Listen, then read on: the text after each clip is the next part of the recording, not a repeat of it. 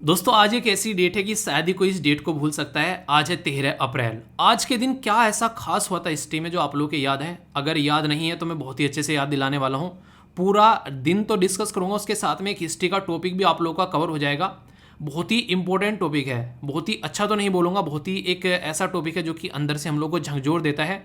13 अप्रैल है, कुछ ऐसा हुआ था हिस्ट्री में, अगर याद आ रहा है तो बताइए, नहीं तो मैं डिस्कस करूंगा ये सारी बातें आराम से। आज का डिस्कशन बहुत ही शानदार रहने वाला है, बहुत ही प्रोडक्टिव रहेगा। स्टैटिक और प्लस करंट का एक बेहतरीन मिक्सचर, एक बैलेंस डाइट आप लोगों के सामने आने वाली है, जिसको इंपॉर्टेंट न्यूज़ एनालिसिस बोलते हैं। अलग अलग न्यूज़पेपर के आर्टिकल रहेंगे। वीडियो के एंड तक अगर देखोगे तो एक टेस्ट सीरीज भी आप लोगों की कवर हो जाएगी। Important location, vocabulary, important personality, game से रिलेटेड, पॉलिटिक्स से रिलेटेड न्यूज़, बहुत कुछ आप लोगों को इस पर्टिकुलर बैलेंस डाइट के अंदर देखने को मिलेगा। तो अच्छे से इंजॉय करना, जहां पर भी कोई डाउट हो तो पूछ लेना। चीज़ें हमेशा उस तरीके से करके चलो ताकि सेटिस्फैक्शन रहे। और जैसा भी वीडियो लगता है फीडबैक जरूर दिया करो, अच्छा है बुरा। और क्या आज का शेड्यूल आप लोगों ने बना लिया है? आज का शेड्यूल आप लोगों के सामने है? अगर नहीं तो क्यों नहीं है? क्योंकि दिन प्रोडक्टिव नहीं होगा अगर जिंदगी में आप लोग शेड्यूल बनाकर अच्छे से नहीं चलोगे। हमेशा एक बात ध्यान रखना यार, 1% भी अगर नेगेटिव थॉट आप लोगों के माइंड में आता है ना, तो 99% जो एनर्जी होती है उसको चूस लेते हैं। आप लोगों ने देखा होगा कि पूरा दिन कितना भी अच्छा क्यों ना जा रहा हो, कोई एक छोटी सी नेगेटिव घटना घट जाए, ये बिल्कुल ऐसे ही है। जैसे सारे कमेंट, इतने सारे लोग जो हैं, बच्चे इतने सारे प्यार देते हैं, इतने सारे कमेंट करते हैं, अच्छी अच्छी बातें लिखते हैं, बहुत कुछ मुझे सीखने को मिलता है। पर उसमें एक भी कमेंट अगर ऐसा होता है ना जो नेगेटिव होता है, उसी पर नजर जाती है और वही ऐसा लगता है कि यार आखिर क्यों, एक बच्चा ही क्यों, मतलब ये भी क्यों सेटिस्फाई नहीं है, ठीक है। तो वो वाली फीलिंग यहाँ पर निकल कर आती है।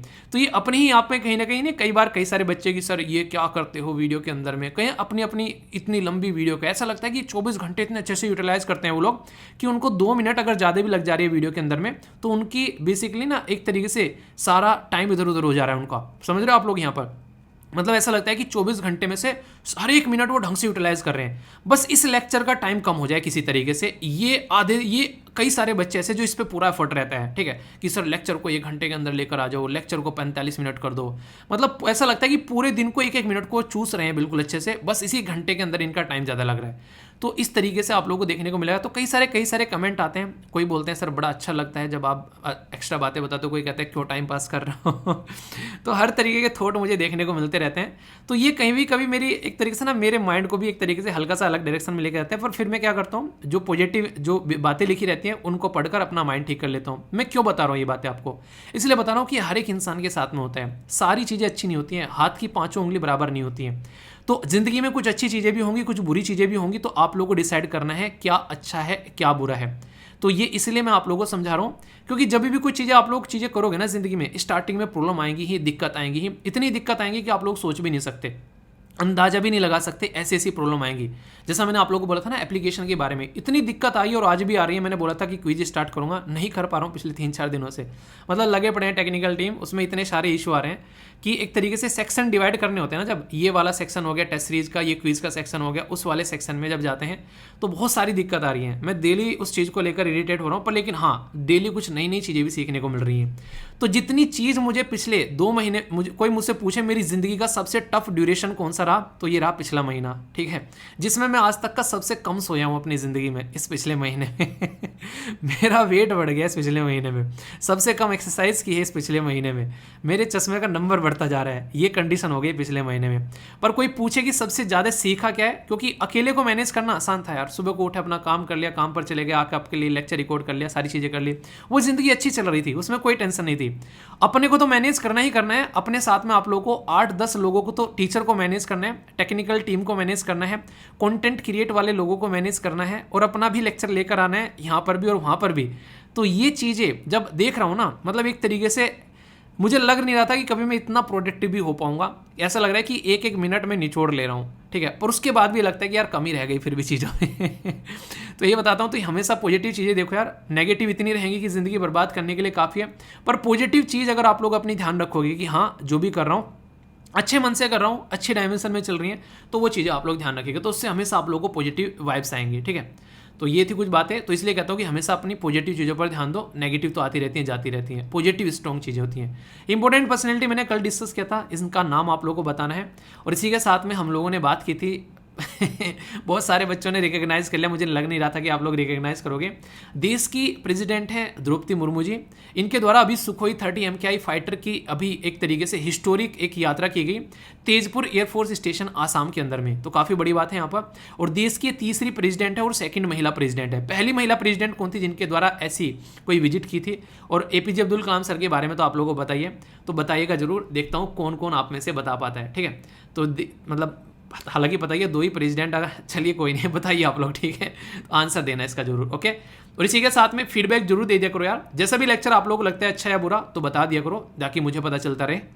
और लेक्चर की PDF आप लोगों को एप्लीकेशन के ऊपर तो मिलती है, टेलीग्राम से भी जाकर आप लोग डाउनलोड कर सकते हैं, यहाँ पर भी सारी चीज़ें इकट्ठी आप लोगों को मिल जाती है। ठीक है, तो कोई भी डाउट इसको लेकर नहीं होना चाहिए।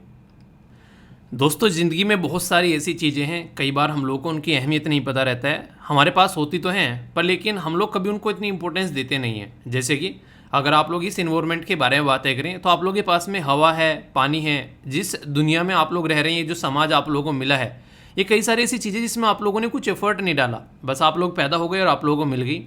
ऐसी ही है हमारी आज़ादी, जिसमें हमारे देश के जो फ्रीडम फाइटर थे उन्होंने अपनी जान की आहुति देकर हम लोगों को ये आज़ादी दिलाई है। पर हम लोग क्या करते हैं, हिस्ट्री में जाते हैं, जस्ट कुछ चैप्टर पढ़ते हैं और लगता है कि यार एग्जाम में क्वेश्चन पूछा जाएगा कि नहीं पूछा जाएगा, और फिर हम लोग आगे बढ़ जाते हैं।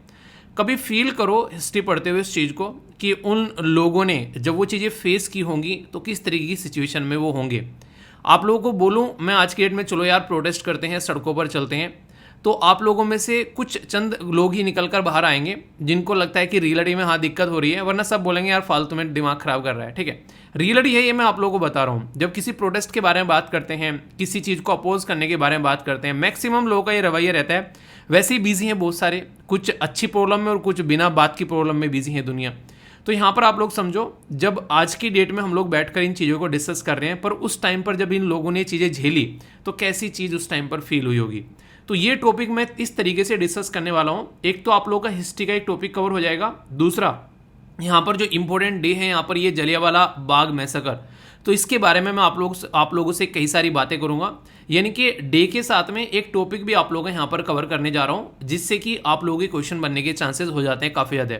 पर लेकिन यार देखो, मैं हमेशा ये बोलता हूँ, जैसे मैं पॉलिटी आप लोगों को पढ़ाता हूँ उस टाइम पर भी मैं आप लोगों को ये बोलता हूँ, और यहाँ पर जब करंट पढ़ाता हूँ खासकर तभी भी बोलता हूँ कि चीज़ों को बस इसलिए मत पढ़ो कि ये एग्जाम में आ रही है, थोड़ा सा इसलिए भी पढ़ो कि ये आखिर क्यों पढ़ रहे हैं हम लोग, आखिर इनका हमारे देश पर क्या इम्पैक्ट है।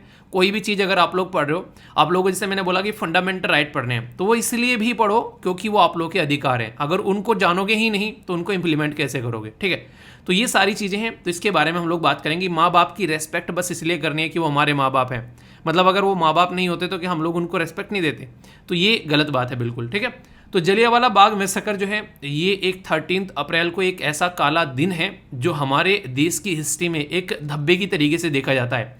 जलियांवाला बाग मैसेकर एक ऐसा मैसेकर, एक तरीके से आप लोग बोल सकते हैं एक ऐसा नरसंहार जो लोगों ने कभी एक्सपेक्ट भी नहीं किया था कि उनके साथ में कुछ ऐसा होने वाला है। ये आज की डेट में हम लोग इसको देखते हैं कि हाँ यार एक पर्टिकुलर एक इंसिडेंट हुआ था 13 अप्रैल 1919 में, पर लेकिन रियलिटी में आप लोगों को पता है कि ऐसा क्यों हुआ था। ये इसके पीछे की स्टोरी मैं आप लोगों को बताता हूँ जो कि आप लोग समझ पाएंगे। आज की डेट में अगर कोई भी बोले आप लोगों को कि सरकार ने एक ऐसा कानून पास कर दिया है कि किसी को भी पकड़कर जेल में डाल सकते हैं और उसके ऊपर बेसिकली कोई भी धारा लगाई जा सकती है, उनको एक तरीके से आप लोग बोल सकते हैं कि जिसने आतंकवादियों को पकड़कर डाल देते हैं जेल के अंदर में, कुछ इस तरीके का एक रॉयल्ट एक्ट करके आया था, जिसको यहाँ पर आज की डेट में हम लोग जानते हैं काले कानून के नाम से भी। जो रॉयल्ट एक्ट था यहाँ पर ब्रिटिश गवर्नमेंट के द्वारा पास किया गया, और पास करने के बाद में यहाँ पर बेसिकली उनका बेसिक ये मुद्दा था कि कैसे हमारे देश को अपने चंगुल में जकड़ना है उनके द्वारा। तो इसको लेकर हमारे देश के अंदर में कई सारी हड़ताल हुई, बहुत सारे लोगों ने जो काम करना बंद कर दिया कि ये काला कानून आखिर क्यों लेकर आया गया है, क्योंकि उस काले कानून में यह था कि किसी को भी उठाकर जेल में डाल दो और 2 साल तक की तो कम से कम सजा दे सकता है आसानी से। तो इसकी वजह से कई सारे लोगों के ऊपर ये कानून लगाया गया। जब यहाँ पर ये जलियांवाला बाग जो मैसेकर हुआ, इससे पहले 2 ऐसे लीडर थे जिनका नाम आप लोगों को याद रखना है। एक का नाम था डॉक्टर सैफुद्दीन किचलू और एक का नाम था डॉक्टर सत्यपाल। तो देखो इंपॉर्टेंट बात मुझे क्या लगती है, अगर आज की डेट में हम लोग हिंदू मुस्लिम चिल्लाते रहते हैं ना, पर आप लोग यहाँ पर देखोगे हमारी कंट्री में जब फ्रीडम स्ट्रगल मूवमेंट चल रहे थे, हमारी कंट्री की हिंदू और मुस्लिम एकता की मिसाल दी जाती थी। अब यहीं पर देख लो आप लोग यहाँ पर सैफुद्दीन किचलू और इसी के साथ में सत्यपाल, जो आप लोग देखो यहाँ पर, तो कहीं ना कहीं आप लोग समझ सकते हैं कि अगर बात करूं आप लोगों से यहाँ पर 1905 के हेरफेर में भी जब सारी चीज़ें चल रही थी, उस टाइम पर भी कहीं ना कहीं जब बंगाल विभाजन किया गया था, उस टाइम पर भी हिंदू और मुस्लिम की एकता की मिसालें दी जाती थी। पर लेकिन जैसे चीज़ें आगे बढ़ी तो अंग्रेजों को ये चीज़ समझ में आ गई कि जब तक इन दोनों को लड़ाओगे नहीं तब तक जो है काम बनेगा नहीं। और वही चीज़ें आज तक भी आप लोगों को देखने को मिलती है। जो काम उस टाइम पर यहाँ पर ये सिचुएशन फूट डालो शासन करो वाली नीति फॉलो की जाती थी कहीं ना कहीं अंग्रेजों के द्वारा, आज भी वोट बैंक की पॉलिटिक्स में कहीं ना कहीं उसी का इस्तेमाल होता हुआ नजर आता है। तो ये काफ़ी गलत है। पर लेकिन उस टाइम पर जब यहाँ पर इन दोनों लीडर्स को पकड़ा गया तो बहुत सारे बुजुर्ग लोग, महिला, बच्चे, बहुत सारे लोग जो हैं इकट्ठे हुए यहाँ पर इस बाग के अंदर में। और ये जो बाग था इसकी एक आप लोग बोलो कि एक ऐसी, मतलब क्या ही बोलूँ इसके बारे में, एक मतलब हालांकि शब्द नहीं बोलना चाहिए, पर हाँ मैं बोलूँगा कि आज की डेट में सोचते हैं तो काश यार उसके अंदर में एक दो गेट और होता। मतलब वो घटिया चीज़ लगी मुझे कि उसके अंदर एक ही गेट था, ठीक है, चारों तरफ से वो घिरा हुआ था, तो उसी गेट में से आना था, उसी गेट में से जाना था। और जब यहाँ पर एक तरीके से प्रोटेस्ट करने के लिए आए, इनकी किसी के हाथ में ना कोई हथियार था, ना किसी के पास में कोई किसी तरीके की कोई नहीं, एक कोई अंग्रेजों के ऊपर वार करे कुछ ऐसी चीज़ थी, एक नॉर्मल तरीके से आए, बस हाँ कि शांति में बैठकर प्रोटेस्ट करना है। पर लेकिन ये अंग्रेजों को खर गया कि आखिर ऐसा कैसे कर सकते हैं, हमारे साम्राज्य में वो भी प्रोटेस्ट, वो भी इस तरीके से इतने सारे लोग इकट्ठा हो गए। तो नहीं कहते कुछ सरफिरे लोग जिनको लगता है कि एक तरीके से किसी ना एक तरीके से बंदर के हाथ में अगर आप लोग तलवार दे दो तो वो क्या करेगा, तो कुछ ऐसा ही थे यहाँ पर जो ये अंग्रेजों के कुछ नुमाइंदे जिनके द्वारा ये हरकतें की गई। मतलब लोग बैठे हुए आराम से और उन्होंने क्या किया, वो एक ऐसी चीज़ को अंजाम दे दिया जिसने दुनिया को हिला कर रख दिया। क्राउड जो थी लगभग माना जा रहा है यहाँ पर कि 13 अप्रैल को दोपहर के टाइम पर लगभग 10,000 के करीब यहाँ पर बच्चे भी थे, महिला भी थी, बुजुर्ग भी थे, लोग थे यहाँ पर इकट्ठे हुए और ठीक आराम से बैठते हैं और आराम से बैठकर प्रोटेस्ट करते हैं कि हमारे लीडर्स को क्यों पकड़ा जा रहा है बिना किसी रीज़न के। पर लेकिन सबसे एक तरीके से इंपॉर्टेंट बात आप लोग यहाँ पर देख सकते हैं, ये बैसाखी का भी दिन था जो कि बहुत ही इंपॉर्टेंट है अगर बात करें सिख कम्युनिटी के लिए। तो आप लोग इसको इस तरीके से भी आप लोग देख सकते हैं। तो इस टाइम पर जो यहाँ पर जो एक पर्टिकुलर जो एक एंग्लो इंडियन ब्रिगेडियर थे REH डायर, ठीक है, तो जिनको आप लोग जनरल डायर के नाम से भी जानते हैं, वो गोरखा ब्रिटिश आर्मी की एक रेजिमेंट लेकर वहाँ पर पहुँचे और उन्होंने उनको फायर करने का ऑर्डर दे दिया। और माना जाता है कि तब तक गोलियाँ चलती रही वहाँ पर जब तक कि उनकी बंदूकों में से गोलियाँ जो है वो ख़त्म ना हो गई। तो आप लोग इसे समझ सकते हैं, लोग कहीं जा भी नहीं सकते थे, चारों तरफ से यार वो घिरा हुआ था उस तरीके से कि मतलब बाहर निकलने का कोई इसमें मौका था ही नहीं। तो ऐसी सिचुएशन यहाँ पर क्रिएट हुई थी। तो इसलिए मैं हमेशा कहता हूँ कि यार सोचो एक मिनट के लिए कि हम लोग आज के डेट में कहीं पर प्रोटेस्ट करने ऐसे जा रहे हैं और किसी ऐसे बाग के अंदर में हम लोग हैं और चारों तरफ से यहाँ पर गवर्नमेंट जो है वो बोले कि मेरे खिलाफ प्रोटेस्ट कर रहे हैं और वहाँ पर एक तरीके से आर्मी को भेज दे और बोले कि गोलियां बरसाओ। सोचो आज की डेट में किस तरीके से फील करोगे उस चीज़ को। तो उस टाइम पर कुछ ऐसी ही सिचुएशन यहाँ पर देखने को मिली थी, जिसको इसलिए कहता हूँ कभी भी ना कुछ चीज़ें इंसिडेंट पड़ा करो ना, एक बार फील किया करो कि यार अगर हम होते वहाँ पर तो कैसा होता।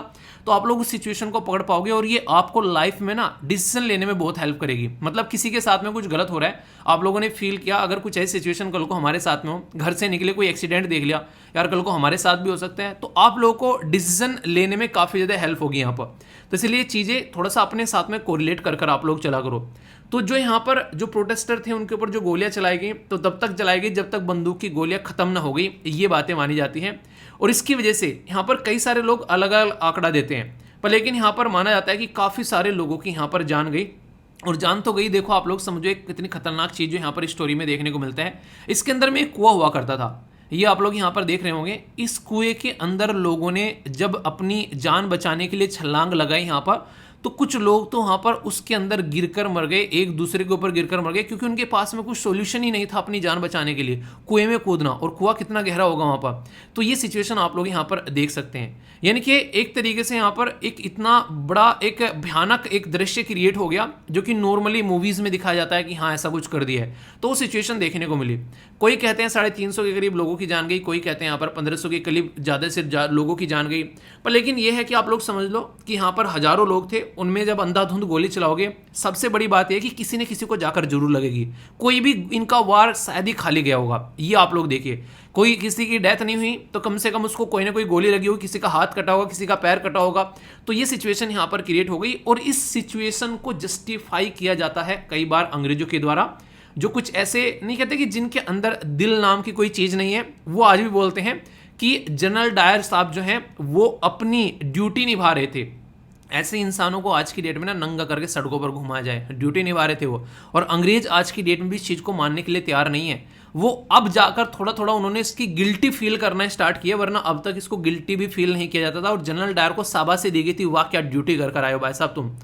पर लेकिन ये है, हमारे देश में अच्छी चीज़ ये रही कि जब ये सारी सिचुएशन जब घटित हो रही थी उस टाइम पर, तो हमारे देश के जो नागरिक थे यहाँ पर, जो कि कहीं ना कहीं अंग्रेजों को ये मानते थे कि यार अंग्रेज सही है, आगे जाके सुधर जाएंगे, उनमें से गांधी जी भी एक थे। तो बहुत सारे लोगों की आंखें खुल गई भाई साहब। और उसी का एक बहुत बड़ा रीजन था आगे चलकर हमारे देश के अंदर में जब नॉन कॉरपोरेशन मूवमेंट चलाया गया 1922 तक, जो ये नॉन कॉरपोरेशन मूवमेंट चला, जो एक ऐसा मूवमेंट था जिसने पहली बार देश को इतने लार्ज स्केल पर जोड़ा कि पूरा का पूरा देश जो है वो अंग्रेजों के खिलाफ खड़ा हो गया।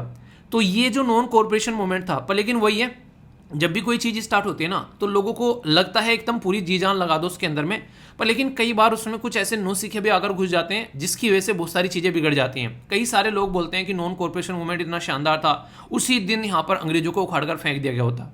पर लेकिन आप लोग ये समझ रहे हो, आज की डेट में इसको कंपेयर करके देखो, सरकार के खिलाफ आप लोग प्रोटेस्ट कर रहे हो, सरकार के पास में क्या क्या नहीं है। KGF मूवी आप में से किस किस ने देखी है? KGF मूवी, उसमें अगर एक चीज़ आप लोगों ने फील की होगी कि जब सरकार अपने पे आते हैं ना भाई साहब, आर्मी, नेवी, मिलिट्री सब कुछ वहाँ पर लग जाता है, एयरफोर्स, और किसी भी हद तक जाकर इंसान को जो है कंट्रोल किया जाएगा। तो अगर कोई भी यहाँ पर सरकार के खिलाफ जाना चाहेगा, उनके पास में बेइंतहा पावर होती है। सरकार के खिलाफ तुम कभी सर्वाइव ही नहीं कर सकते, किसी एक इंसान के खिलाफ सर्वाइव कर सकते हो, और सरकार को मौका चाहिए था। तो इसी चीज़ को ध्यान में रखते हुए गांधी जी को ये चीज़ समझ में आ गई थी कि भाई साहब अभी हम लोग उस लेवल पर तैयार नहीं है कि हम लोग इस तरीके के मूवमेंट को आगे लेकर चल सके। तो जब गांधी जी ने ये मूवमेंट उस टाइम पर चलाने के बाद में स्टॉप किया, तो बहुत सारे लोगों ने गांधी जी को कोसा आखिर क्यों कर दिया है। पर लेकिन जो इंसिडेंट हुआ था चोरा चोरी के अंदर में, आप लोग उससे समझ सकते हैं, एक इंसिडेंट चाहिए था बस अंग्रेजों को कि हाँ ये कुछ गलती कर रहे हैं, और उसके बेस पर फिर वो फिर से वही काम करते जो जलियांवाले बाग में हुआ था। इसलिए जरा सा भी देर न किए बिना गांधी जी के द्वारा उस मूवमेंट को वापस ले लिया गया। वरना जैसे ही वो मूवमेंट हो उसके बाद में क्या हुआ था, वो जो चोरा चोरी वाला एक तरीके से कांड हुआ था, उसके चलते क्या हो गया, उनको पावर मिल गई थी अंग्रेजों को, और वो भाई साहब पकड़ पकड़ कर लोगों को मारते, घर से निकाल कर, और बहुत सारे बेगुनाह निहत्थे लोगों की जान चली जाती। तो इसीलिए कई बार कहते हैं ना कि एक इंसान जो है वो एक बहुत ही मैच्योर डिसीजन माना जाता है। जो हिस्ट्री को जानते हैं ना, हिस्ट्री को पढ़ते हैं, वो one of the mature decision है गांधी जी का कि उन्होंने नॉन कॉरपोरेशन मूवमेंट को है वापस ले लिया था। ये ऐसा नहीं है कि हवाबाजी में चीज़ें की जाती है, क्योंकि वो ऑलरेडी अंग्रेजों की हरकतें साउथ अफ्रीका में और कई जगह देखकर आ चुके थे, जिससे उनको एक्सपीरियंस था कि अब वो क्या कर सकते हैं। तो ये आप लोग समझ सकते हैं यहाँ पर। तो इसलिए मैं कहता हूँ हमेशा अगर घर वाले कोई बड़ा डिसीजन लेते हैं, वो कोई समझते हैं आप लोगों को इस तरीके से, तो थोड़ा सा कोशिश किया करो कि उनकी बातें भी सुना करो, क्योंकि उनके पास एक एक्सपीरियंस होता है। ठीक है, तो यहाँ पर अभी जैसे कि कई बार आप लोगों ने देखा है कि हमारे यहाँ पर ब्रिटेन के जो लीडर आते हैं, उन्होंने कभी फील नहीं किया कि उन्होंने ये गलती की है। हाँ, अब आकर 2019 में उन्होंने बोला था कि डीप रिग्रेट है, हाँ ठीक है, पर लेकिन इन रियलिटी में उन्होंने माफ़ी नहीं मांगी इस चीज़ के लिए। और इसी इंसिडेंट के टाइम पर रविंद्रनाथ टैगोर जी के द्वारा यहाँ पर कहीं ना कहीं, जो कि नोबेल लॉरेट भी थे, यानी कि उनको नोबेल की उपाधि मिली थी। बताइए किस पर्टिकुलर जो उनकी किताब थी उसके लिए यहाँ पर इनको ये नोबेल प्राइज़ दिया गया था। बेसिकली लिटरेचर के अंदर में एशिया के फर्स्ट लिटरेचर के प्राइज़ विनर आप लोग यहाँ पर देख सकते हैं। इनको उपाधि मिली हुई थी नाइटहुड की, जो इन्होंने रिनाउंस कर दी थी, यानी कि रिटर्न कर दी थी। यानी कि ऐसे ऐसे लीडर जो हैं उससे इतने ज़्यादा आहत हुए थे कि लग रहा था कि यार ये तो बिल्कुल ही एक तरीके से ना, जो थोड़ा सा टाइट शब्द बोलूँ मैं, मतलब अंग्रेजों ने बिल्कुल ही कुत्तागिरी कर दी। इतनी बुरी हरकतें नहीं करनी चाहिए थी कभी भी। कोई भी कहीं पर रूल करेगा निहत्तों पर, तो कम से कम बच्चों पर, बूढ़ों पर गोली नहीं चलाएगा। चलो तुमको लड़ना है तो उनके साथ में लड़ो, जो फ्रीडम फाइटर जो तुम्हारे साथ में लड़ रहे हैं, पर लेकिन निहत्तों पर गोली चला देना, तो ये बिल्कुल घटिया हरकत थी। अभी यहाँ से कई सारे क्वेश्चन आप लोग के बनते हैं, जैसे हंटर कमीशन के बारे में बात की जाती है। इसके ऊपर एक कमीशन बनाया गया कि भाई साहब उसने कुछ गलत किया गया, पर लेकिन उसको एक तरीके से कई बार तो कहते हैं अप्रिशिएट भी किया जाता है। तो वही चीज़ें हैं। तो जलियांवाला बाग मैसेकर के लिए हंटर कमीशन बनाया गया, जिसका नाम था विलियम हंटर। ठीक है, लॉर्ड हंटर आप लोग यहाँ पर देखते हैं। इसी के साथ में एक कमीशन इंडियन एजुकेशन सिस्टम पर है, जो 1982 का है। इसको बोलते हैं विलियम विल्सन हंटर। अब यहाँ पर एक इंटरेस्टिंग क्वेश्चन मैं आप लोगों से पूछूंगा क्या ये दोनों हंटर जो हैं वो अलग थे या फिर ये दोनों हंटर जो हैं वो एक ही थे, आप लोगों को यहाँ पर ये बताना है। ठीक है, तो कई बार क्वेश्चन पूछ ले जाते हैं यहाँ पर। ठीक है, इसी के साथ में जैसे कि यहाँ पर अगर कुछ थोड़ा सा डिफरेंट तरीके से क्वेश्चन पूछा जाए तो रुडयार्ड किपलिंग, इनका नाम आप लोग याद रख सकते हैं। इन्होंने बोला जनरल डायर को कि did his duty as he saw it, यानी कि एक तरीके से अप्रिशिएशन किया जा रहा है भाई साहब। तो ऐसी ऐसी चीज़ें आप लोग यहाँ पर देख सकते हैं। ये जो काला कानून है, रॉयल सत्याग्रह, इसका नाम आप लोग याद रख सकते हैं कि पकड़ना, इंसान को डाल देना जेल में और 2 साल तक की आसानी से उसको सजा दी जा सकती है। और किस जगह पर ये सिचुएशन घटित हुई ये आप लोग देख सकते हैं। आज की डेट में हम लोगों ने इसको मेमोरियल बना दिया है इस तरीके से कि लोग जो हैं कम से कम एटलीस्ट याद तो रखें कि लोगों ने अपनी किस तरीके की शहादत देकर ये आज़ादी हम लोग को दिलाई है और हम लोग उस चीज़ को अंदर से फील कर सकें।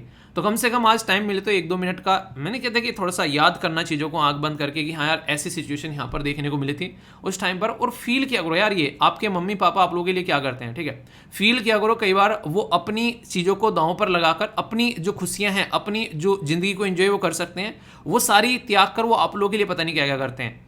तो वो चीज़ें आप लोग जब तक फील नहीं करोगे तो आप लोगों के अंदर काम करने की भी एनर्जी नहीं आएगी और तब तक आप लोग उस चीज़ को जो है अच्छे से एंजॉय भी नहीं कर पाओगे। मान लो पढ़ रहे हो आप लोग और आप लोग फील नहीं हो रहा कि किस पैसे की एक तरीके से अहमियत क्या है, जिस पैसे को कमाकर आपके जो पेरेंट्स हैं उन्होंने आप लोगों के लिए दिया है ताकि आप लोग अपनी पढ़ाई कर सको। तो वो चीज़ें हर चीज़ फील्स है, जिसने जितनी तकड़े वाली फीलिंग क्रिएट कर ली। आप लोग एक लड़का लड़की आपस में फीलिंग क्रिएट ही तो होती है जब एक दूसरे के लिए मरने मारने के लिए तैयार हो जाते हैं कि हाँ यार रहना तो इसी के साथ में है, भाई साहब इसी के साथ में सारी फीलिंग अटैच हो गई है, कैसे कैसे ज़िंदगी को आगे लेकर चलेंगे, बच्चों के नाम ये होंगे, ये करेंगे वो करेंगे।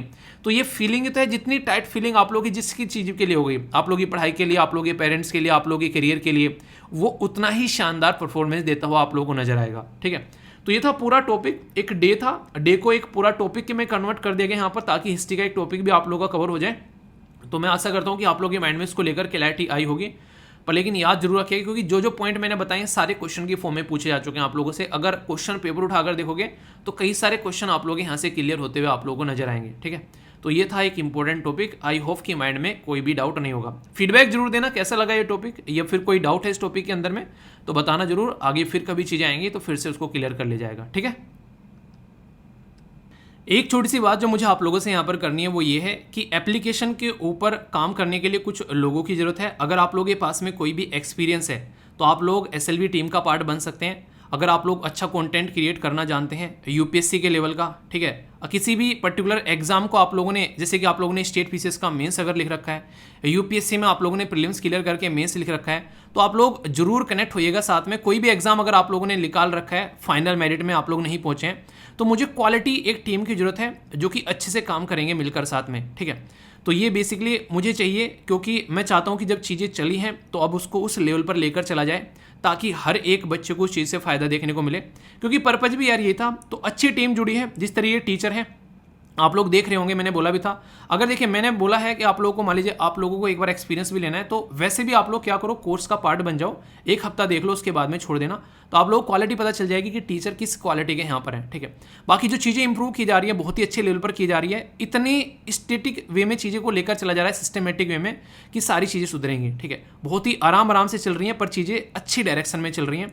तो अगर आप लोग भी टीम का पार्ट बनना चाहते हैं, कोई अच्छा टीचर है आप लोगों की नज़रों में, कोई कंटेंट क्रिएट वाला है, कोई जो चीज़ों को ना एक तरीके से आप लोग जैसे कि एडिट करने वाला है, शॉर्ट्स वगैरह वीडियो कुछ इस तरीके से, या फिर वीडियो के अच्छे थंबनेल बनाना कोई जानता है, तो जो भी क्वालिटी आप लोग के अंदर में है studyloverveer@gmail.com पर लिखकर जरूर भेजिएगा। ठीक है, तो वहाँ पर आप लोग जरूर भेजना ताकि चीज़ों को सिस्टमेटिक वे में लेकर चला जा सके। तो आप लोगों की बेसिकली रिज्यूमे जरूर भेजिएगा, अपना एक्सपीरियंस भेजिएगा वहाँ पर, जो भी आप लोग काम करते हैं। एक वीडियो अगर कोई एडिट करना जानते हैं फिर कुछ भी, तो छोटी सी एक वीडियो एडिट कर आप लोग उसको एक तरीके से मतलब गूगल ड्राइव में आप लोग ऐड कर उसको भेज सकते हैं ताकि उसको देखकर जो है टीम डिसाइड कर सके कि हाँ आप लोग किस तरीके से चीज़ों को लेकर चल रहे हैं।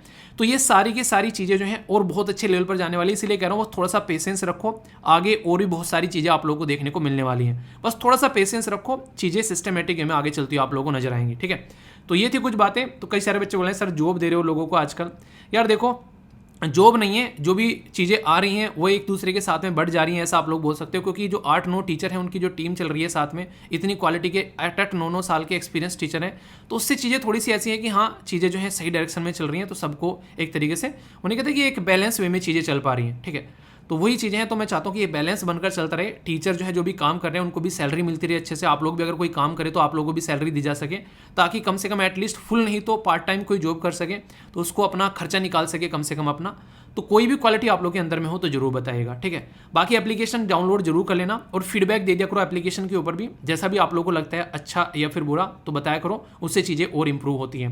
एप्पल के लिए अभी इतनी अच्छी चीज़ें नहीं है। एप्पल अगर यूज़ कर रहे हो तो वेबसाइट यूज़ कर लेना आप लोग studyloverv.in, क्योंकि एप्पल पे ज़्यादा अभी चीज़ें इतनी अच्छी अपडेट नहीं है, वो आगे आने वाले टाइम में देखने को मिलेगी, ठीक है। तो जो भी है आप लोग बताइएगा जरूर। अच्छा, वैसे तो बोला जाता है कि हाँ अक्सर लोगों की एज नहीं पूछनी चाहिए कि आप लोग की एज क्या हो चुकी है, और मैं वो पूछूंगा भी नहीं यहाँ पर। बस एक चीज़ जरूर पूछूंगा कि जो भी आप लोग की एज हुई है और आज तक आप लोग इस पृथ्वी पर जब से आए हैं और जब से आप लोगों ने फील करना स्टार्ट किया है कि हाँ हमारे पास में आसपास में कुछ गर्मी सर्दी बरसात जैसे कोई ऋतुएं होती हैं, कुछ मौसम होते हैं, कुछ वेदर होते हैं, तो अगर इनको फील कर रहे हो आप तो आप लोगों को क्या लगता है कि पहले सर्दियाँ ज़्यादा हुआ करती थी अब सर्दी ज़्यादा होती है, पहले गर्मियाँ ज़्यादा हुआ करती थी या फिर अब गर्मी ज़्यादा होती है? तो मतलब पैटर्न कैसा चेंज हो रहा है? गर्मियाँ देर में आती है, सर्दियाँ जल्दी आती हैं, जल्दी सर्दी आती हैं, या फिर किस तरीके से ना वो सर्दी देर में आती है गर्मियाँ जल्दी आती है। तो क्या लग रहा है आप लोग कुछ चेंज हो रहा है? अगर आप लोग फील कर पा रहे हो उस चीज़ को तो बताइएगा जरूर, अपना एक्सपीरियंस जरूर शेयर करिएगा। क्यों बोल रहा हूँ ऐसी बातें?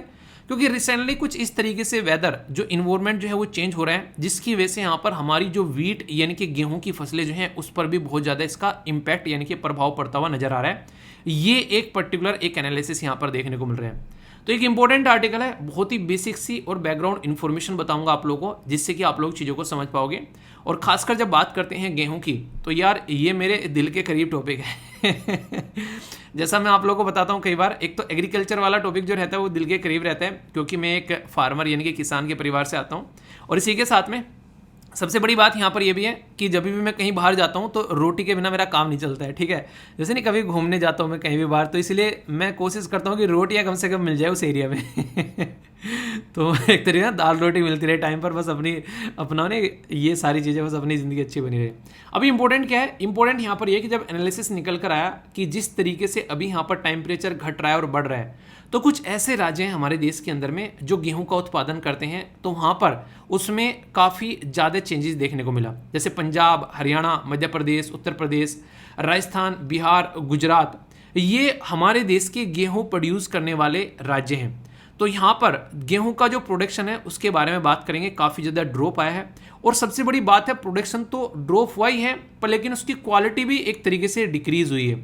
आप लोग अगर थोड़ा सा भी गांव से कनेक्टेड हो तो आप लोगों ने देखा होगा जब गेहूं काटे जाते हैं, क्योंकि मुझे तो एक्सपीरियंस है काफ़ी ज़्यादा, ये इस तरीके से जब गेहूं काटा करते थे खड़े होकर देखते रहते थे कितना और बचा हुआ है आगे, ठीक है और ये कटने के बाद में फिर सबसे जो खतरनाक चीज़ रहा करती थी वो थी भाई साहब इनको बांधना, ठीक है। कमरना बिल्कुल ऐसी हो जाती थी, मैंने कहा ये या अलग ही लेवल की चीज़ें है। तो ये काफ़ी लार्ज स्केल पर काफ़ी दिनों तक की ये चीज़ें, हालांकि अब तो ख़त्म हो चुकी है। अब तो मतलब घर पे भी मतलब एक तरीके से ना मतलब नौकर वोकर काम करते हैं, सब चीज़ें काटते हैं। पर लेकिन एक टाइम था कि हम लोग किया करते थे इसको काफ़ी, और ऐसा नहीं कि कोई ज़बरदस्ती हुआ करती थी, काफ़ी मज़ा भी आया करता था उस टाइम पर। फिर यहाँ पर ये सारी चीज़ें, पर लेकिन इन रियलिटी आप लोगों ने अगर देखा होगा जब ये गेहूँ निकलते हैं तो इनकी क्वालिटी कैसी रहती है। उन्हीं जब मशीन आती है उसको काट कर उसको एक तरीके से उसमें से अनाज और भूसा अलग करती है, तो कई सारे खेत तो ऐसे होते हैं जिनमें से दाना जो अनाज का जो है वो बहुत मोटा निकलता है अच्छा खासा। कई सारे ऐसे रहते हैं जिनकी बिल्कुल तबीयत खराब रहती है, ऐसा लगता है उसमें रस निकाल लिया किसी ने चूस कर। और वो खासकर वो वाला एरिया रहता था जहाँ पर जब हवा चलती थी, बारिश होती थी काफ़ी ज़्यादा और वो गिर जाया करते थे गेहूँ, तो उस अनाज की क्वालिटी काफ़ी ज़्यादा बेकार हुआ करती थी। ये आप लोगों ने फील की हो तो बताना अगर इसको कनेक्ट कर पा रहे हो आप लोग अगर गांव से आते हैं। हालांकि ये चीज़ें आज के डेट में काफ़ी कम हो चुकी हैं। अक्सर लोग सबको है ना गेहूँ काटने के लिए देते हैं, अपने आप काटते नहीं, ज़्यादातर ऐसे ही मशीन के थ्रू सारी चीज़ें हो जाती हैं। पर इंपॉर्टेंट मुद्दा क्या है कि ये चीज़ें फील करनी जरूरी है, क्योंकि कल को चलकर अगर आप लोग एक एडमिनिस्ट्रेटिव ऑफिसर बनते हो तो इन चीज़ों के बारे में आप लोगों को पता होना चाहिए कि किस तरीके से कहाँ कहाँ पर प्रोडक्टिविटी बढ़ रही है, घट रही है, और क्या क्या सोल्यूशन इनके निकाले जा सकते हैं। आप लोग जब सिस्टम का पार्ट बनोगे तो ये आप लोग की रेस्पॉन्सिबिलिटी होगी। तो फिलहाल के टाइम पर जो रेन है उसकी जो हवा है उसका जो इम्पैक्ट पड़ता है गेहूं की ग्रोथ पर, वो मैं आप लोग को बता रहा था अभी यहाँ पर। तो सबसे बड़ी बात क्या है यहाँ पर? सबसे बड़ी बात यहाँ पर यह कि जिस एरिया में आप लोग रहते हैं उस एरिया में कई बार अगर आज की डेट में बोलूँ कि अभी बहुत ज़्यादा गर्मी पड़ रही है और मैं बोलूँ कि यार कल से यहाँ पर बहुत ज़्यादा सर्दी पड़ना स्टार्ट हो जाए, तो मौसम एकदम चेंज हो गया। तो गाने ने सुना है बेमौसम बर्बाद बेमौसम बरसात, तो इस तरीके की चीज़ें आप लोगों को देखने को मिलेगी। तो अनटाइमली रेन और जो विंड होती है कई बार कई सारी फसल को ले डूबती है। अक्सर मैं जब जैसे सिटी में रहता हूँ अब तो खासकर मैक्सिमम टाइम, तो यहाँ पर गांव में काफ़ी मतलब कम जाना हो गया आज की डेट में। तो जब भी बारिश आती है ना, तो मैं गांव से जुड़ा हूँ तो मुझे फील होने लगता है कि कई बार जैसे शहर में रहने वाले यार दोस्त रहते हैं, वो कहते हैं वाओ क्या मज़ा आ रहा है। तो जैसे नहीं मार्च वार्च के महीने में, फरवरी के महीने में वो इन्जॉय करते हैं, बारिश हो गई वाओ, हवा चल रही है वाओ, मैं एक तरीके से ना बर्फ़ के ओले पड़ रहे हैं तो वाओ यार देखो बर्फ़ पड़ रही है, तो वो चीज़ मुझे फील हो जाती है तुरंत। मैंने कहा वाह तुम्हारी तो वाह चल रही है बेटा, किसान जो है रो रहे होंगे बैठ के इस चीज़ को लेकर, ठीक है, क्योंकि वो एक तरीके से किसानों के लिए इतना दर्दनाक माहौल होता है। जस्ट अप्रैल में जब गेहूं की कटाई जैसे स्टार्ट होती है, और उसके जस्ट पहले जो मार्च वाला पोर्शन रहता है जिसमें गेहूं जो है बेसिकली पकने स्टार्ट हो जाते हैं, तो उस टाइम पर सारे गेहूं जो है वो कई बार पूरे ना जमीन पर लेट जाते हैं, इतनी बुरी कंडीशन देखने को मिलती है। और फिर वहां से फसल जो है वो बर्बाद होने स्टार्ट होती है, और उसके ऊपर से अगर ओले पड़ जाएं, बर्फ पड़ जाए, वो तो भाई साहब उनको बिल्कुल खत्म कर देते हैं अनाज को खेतों के अंदर ही। तो किसान जो है वो रो देता है इस चीज़ में, ये सिचुएशन आप लोग समझ सकते हैं। इसी के लिए जो गवर्नमेंट है वो क्रॉप इंश्योरेंस वगैरह लेकर आती है, तो ये चीज़ें समझ सकते हैं। तो बिना मौसम की बारिश और बिना मौसम के जो है हवाएं चलना, ये कई तरीके से प्रोडक्शन जो है उसमें भी काफ़ी कमी यहाँ पर लेकर आती है जब आप लोग इन चीज़ों को देखोगे। तो उसी के बारे में बात कर रहा हूँ। अभी यहाँ पर जो प्रोडक्शन है उसके बारे में बात की जा रही है, तो लेस रहने वाला है अब फिलहाल का प्रोडक्शन लास्ट ईयर के कंपेयर में अगर बात माने तो यहाँ पर ये 112 मीट्रिक टन था, अब 102 की बात की जा रही है, ठीक है। तो इसके चलते क्या होता है, आप लोग खुद सोचो इसका इंपैक्ट कहाँ कहाँ पड़ता है। ये सारी चीज़ें जब पढ़ते हो ना आप लोग, इनको इसीलिए कहता हूँ कनेक्ट करने की कोशिश करो। अब आप लोग मान लीजिए गांव से आते हैं तो ठीक है, आप लोगों को पता हो गया कि इस तरीके से अनाज निकल कर आ रहा है, ठीक है ऐसे ऐसे चल रही है, पर यही अनाज जब मार्केट में जाता है अगर इसकी क्वालिटी अच्छी नहीं है तो इसको कोई खरीदेगा नहीं, तो किसान वैसे परेशान। दूसरा, अब अनाज अगर कम हो गया पहले के कंपेयर में, तो ये अब हर एक इंसान पर इंपैक्ट डालेगा, चाहे कोई रिक्शे वाला है, चाहे कोई एक नॉर्मल इंसान है मिडिल क्लास फैमिली, चाहे कोई जॉब करने वाला इंसान है, चाहे कोई बिजनेसमैन है। अब यहाँ से क्या होगा, प्राइस बढ़ना स्टार्ट हो जाएगा गेहूं का। क्यों? क्योंकि गेहूं की मार्केट में कमी है, या फिर उसके द्वारा गेहूं के द्वारा जो बनाए गए प्रोडक्ट है, गेहूं से मिलकर जो प्रोडक्ट बनते हैं उनका आप लोगों को प्राइस बढ़ता हुआ नजर आएगा।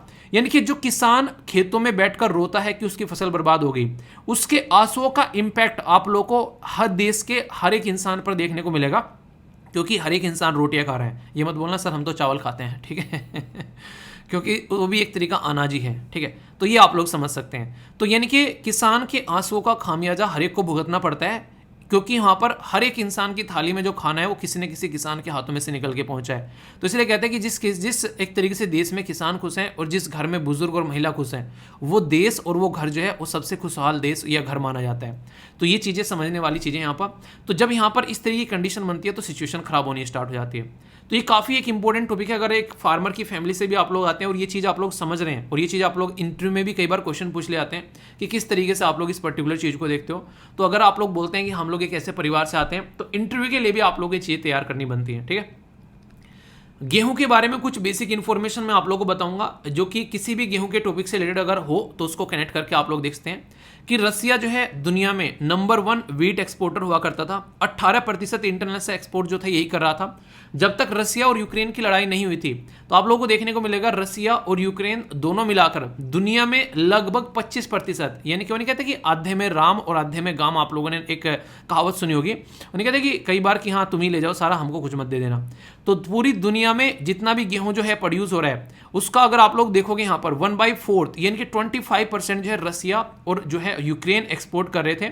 इसीलिए यहाँ पर बोला गया था जब यहाँ पर इन दोनों की लड़ाई हुई तो बहुत सारे अफ्रीकन देश ना भाई साहब उनको लगने लगा भूखे मर जाएंगे, और उनके द्वारा ये बोला गया यूएन के अंदर में आके कि इतने लोग तो कोविड-19 से भी नहीं मरे थे जितने रसिया और यूक्रेन की लड़ाई से मर जाएंगे। ऐसी बातें यहाँ पर इन्होंने यूएन के पटल पर आकर बोली।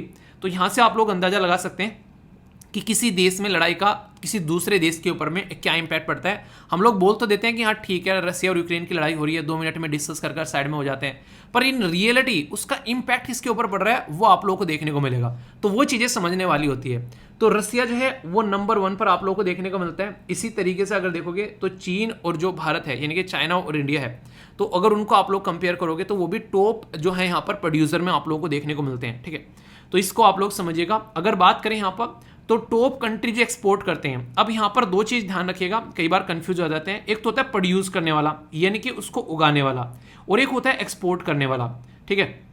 प्रोड्यूस करने में हो सकता है कि हम लोग टॉप पोजीशन पर हैं, ठीक है, पर लेकिन एक्सपोर्ट करने पर हम लोग टॉप पोजीशन पर नहीं है। रीजन क्या है? रीज़न है कि हमारी खुद की पॉपुलेशन दुनिया में आज के डेट में सबसे ज़्यादा पॉपुलेशन की कैटेगरी में हम लोग आते हैं।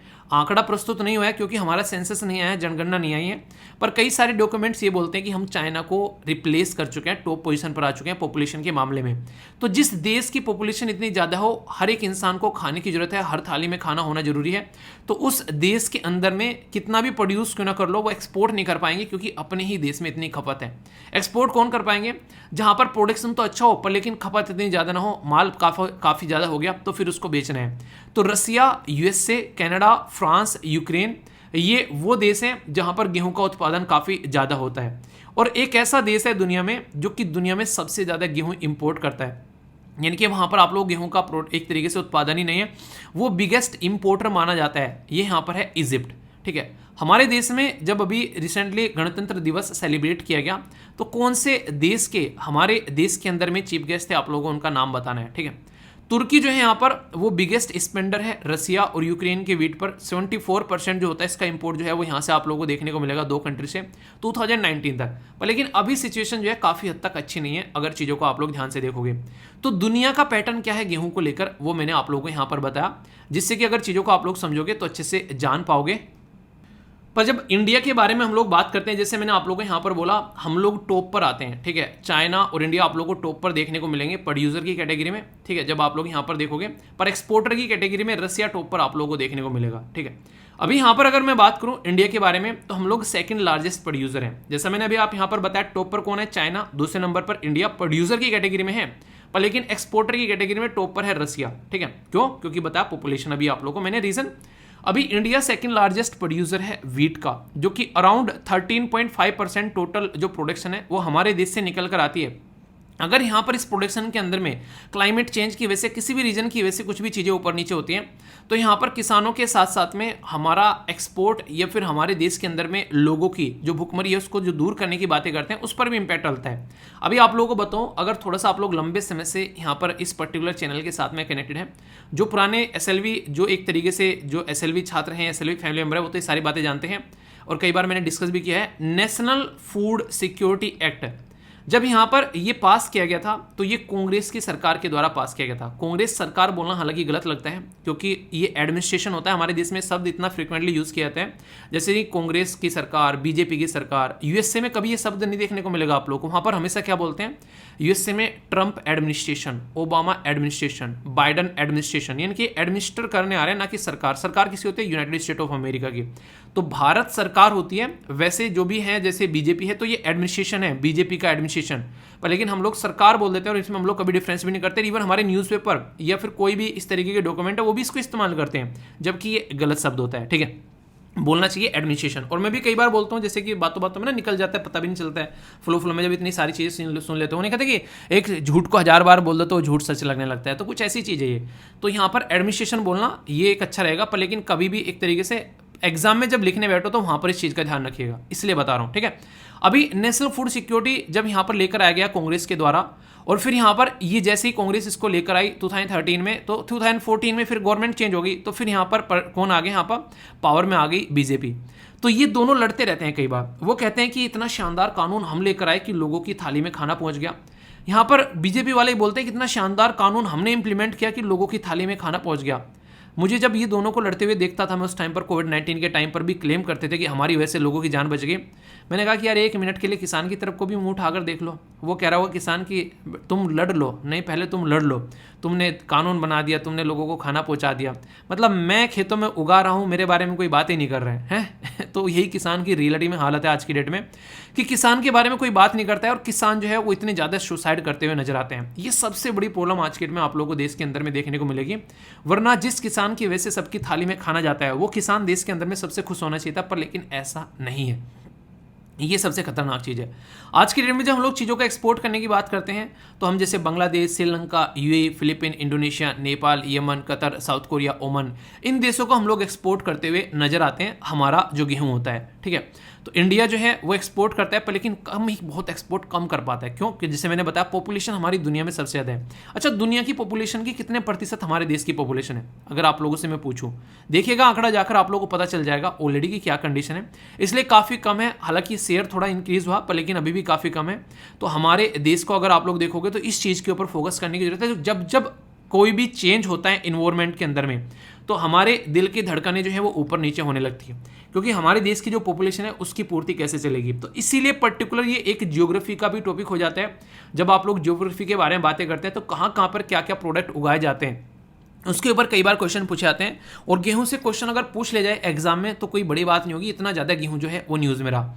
ग्रीन रिवॉल्यूशन जब हम लोग हमारे देश में चला रहे थे उस टाइम पर, तो हम लोग ये सोच रहे थे कि यार हमारी ज़िंदगी कैसे सुधरेगी। ये ऐसे ही नहीं बोला जाता है कि जय जवान जय किसान, क्योंकि उस टाइम पर हमारा देश जो है दो तरीके से जूझ रहा था। एक साइड में चाइना हमारे ऊपर अटैक कर रहा है, दूसरी साइड में हमारे लोग जो है वो भूखे मर रहे हैं, ठीक है। तो ये सिचुएशन थी हमारे देश के अंदर में। और एक चीज़ आप लोग फील करना, कभी भी अगर ज़िंदगी में आप लोगों को प्रॉब्लम होगी ना, सामने वाला आप लोगों की प्रॉब्लम का जो है मजाक उड़ाने की कोशिश करेगा। जब यूएसए से हमने एक तरीके से सपोर्ट मांगी उस टाइम पर, तो जो गेहूं की वैरायटी हम लोग को मिली तो वो वैरायटी थी जो वैरायटी सूअर को खिलाई जाती है, यानी कि जानवरों को खिलाई जाती है, वो इंसानों को देने के लिए उसने वो वैरायटी भेजी। उसका नाम आप लोगों को बताना है, काफ़ी ज़्यादा न्यूज़ में रहता है, कई बार उसका डिस्कशन भी किया जाता है। देखता हूँ कौन कौन बताता है। तो ग्रीन रिवॉल्यूशन के टाइम पर यहाँ पर हमारे देश के अंदर में जब नारा लगाया गया जय जवान जय किसान, तो उसका बेसिक पर्पज़ ये था कि इन चीज़ों में हम लोग आत्मनिर्भर बने। तो गेहूं जो है वो एक रबी क्रॉप है, ये आप लोग याद रखिएगा कि रबी क्रॉप की कैटेगरी में आती है गेहूं। ये पूछा जाता है कई बार आप लोगों से। ये जो बोने का टाइम आता है तो इसको बोया जाता है, एक तरीके से ठंडा मौसम रहता है उस टाइम पर, यानी कि नवंबर अक्टूबर के टाइम पर आप लोगों को देखने को मिलता है। और जब काटने का टाइम आता है यहाँ पर, ठीक है, अक्टूबर नवंबर में बोते हैं तो उस टाइम पर 10 to 15 डिग्रीज टेम्परेचर रहता है। पर लेकिन जब काटने का टाइम आता है तो लगभग आप लोगों को देखने को मिलता है 21 से लेकर 26 तक का टेम्परेचर आप लोगों को देखने को मिलता है। यानी कि लगभग मार्च एंड या फिर अप्रैल में आप लोगों को चीज़ें जो हैं हमारे देश के अंदर में आज के दिन में चीज़ें देखने को मिलती है। बारिश जो है इसके लिए 75 से लेकर 100 सेंटीमीटर तक रिक्वायरमेंट होती है। और जो ज़मीन है वो एक वेल ड्रेन लूमी और क्ले सोयल होनी चाहिए, जो कि गंगा और सतलुज प्लेन में काफ़ी लार्ज स्केल पर देखने को मिलती है, ठीक है। हमारे देश में सबसे ज़्यादा वीट प्रोड्यूस करने वाले राज्य कौन से हैं, ये इंपॉर्टेंट है। उत्तर प्रदेश, पंजाब, हरियाणा, मध्य प्रदेश, राजस्थान, बिहार और गुजरात। ये टोटल 7 टॉप प्रोड्यूसर हैं जब गेहूं के बारे में हम लोग बात करते हैं। यानी कि गेहूं के बारे में अगर बात की जाए तो ये राज्य में आप लोग जा सकते हो जहां पर आप लोगों को हर टाइम खाने के लिए रोटी मिल जाएगी ठीक है। मतलब कहने का यहाँ पर ये है कि इसके अलावा अगर आप लोग दूसरी जगह जाओगे, हालांकि आज के डेट में सब जगह मिल जाती है, पर लेकिन रेगुलरली अगर आप लोग देखोगे तो यहाँ पर कोई दिक्कत आप लोग किल्लत देखने को नहीं मिलेगी। तो ये चीज़ें आप लोग यहाँ पर बोल सकते हो। तो कुछ इंपॉर्टेंट ये तो बातें होगी। बाकी हम लोग अपने देश में क्या इनको सपोर्ट करने के लिए कुछ काम करते हैं? अगर कोई आप लोगों से क्वेश्चन पूछे इसके बारे में तो याद रखिएगा कुछ इंपॉर्टेंट फैक्ट है हमारे देश के अंदर में गवर्नमेंट के इनिशिएटिव हैं। जब हम लोग वीट यानी कि गेहूं के कल्टीवेशन या गेहूं की खेती के बारे में हम लोग बात करते हैं तो कुछ स्टेप क्या हमारी सरकार के द्वारा उठाए जाते हैं। तो इसमें आप लोगों को देखने को मिलेगा ये एक मिनट पेन चेंज कर लो, ग्रीन है ना।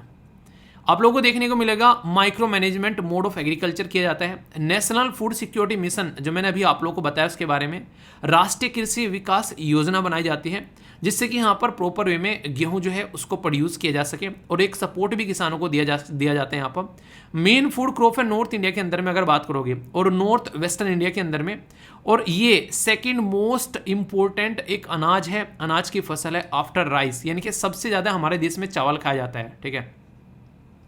आप में से कौन चावल प्रेमी है और कौन रोटी प्रेमी है ये बताइए पहले। जो चावल प्रेमी है वो आर लिखिएगा और जो रोटी जो बेसिकली गेहूं प्रेमी है वो डब्लू लिखिएगा, ठीक है। तो यहाँ पर गेहूं जो है वो दूसरे नंबर पर सबसे ज़्यादा खाया जाने वाला जो बेसिकली एक तरीके से जो हमारे देश के अंदर में मोटा अनाज है। पहले नंबर पर सबसे ज़्यादा चावल खाया जाता है। अगर साउथ इंडिया में जाओगे तो सबसे फेवरेट चीज़ है चावल। पहले तो मुझे मतलब एक तरीके से ऐसा होता था कि मेरे घर में हमेशा अगर चावल भी बनेंगे तो रोटी बराबर में बनती थी, ठीक है। अब पैटर्न थोड़ा सा चेंज हो गया है, उन्हें कहते हैं चीज़ें टाइम टू टाइम चेंज होने लगती है। अब ऐसा कि ठीक है अब चावल बनेगा तो रोटी बनाने की जरूरत नहीं है आज, ठीक है। तो अब ऐसा हो गया क्योंकि आदत ही पड़ गई है बाहर रह रहकर भी थोड़ी सी चीज़ें ना, पहले तो लगता था कि काम कैसे चलेगा पर अब चल जाता है। तो ये बेसिक इन्फॉर्मेशन है सारी गेहूं के बारे में, अनाज के बारे में। अगर कोई आप लोगों से पूछे तो माइंड में कोई भी कंफ्यूजन नहीं होना चाहिए और इसके बारे में पता भी होना चाहिए। जैसे मैंने बोला क्वेश्चन आसानी से बन सकते हैं एग्जाम के अंदर भी, ठीक है। तो बेसिक इन्फॉर्मेशन थी ये सारी। जब भी हमारे देश में बिन बार उन्हें कहते हैं बिन मौसम बरसात हो गई या फिर कोई भी रीज़न हो गया, तो कई बार यहाँ पर एक शब्द यूज़ किया जाता है। आप लोगों ने अगर न्यूज़ ध्यान से सुनी हो तो बोलते हैं कि वेस्टर्न डिस्टर्बेंस की वजह से हमारे एरिया में बारिश हो रही है, वेस्टर्न डिस्टर्बेंस की वजह से यहाँ पर तेज़ हवाएं चल रही हैं, ये सारी चीज़ें।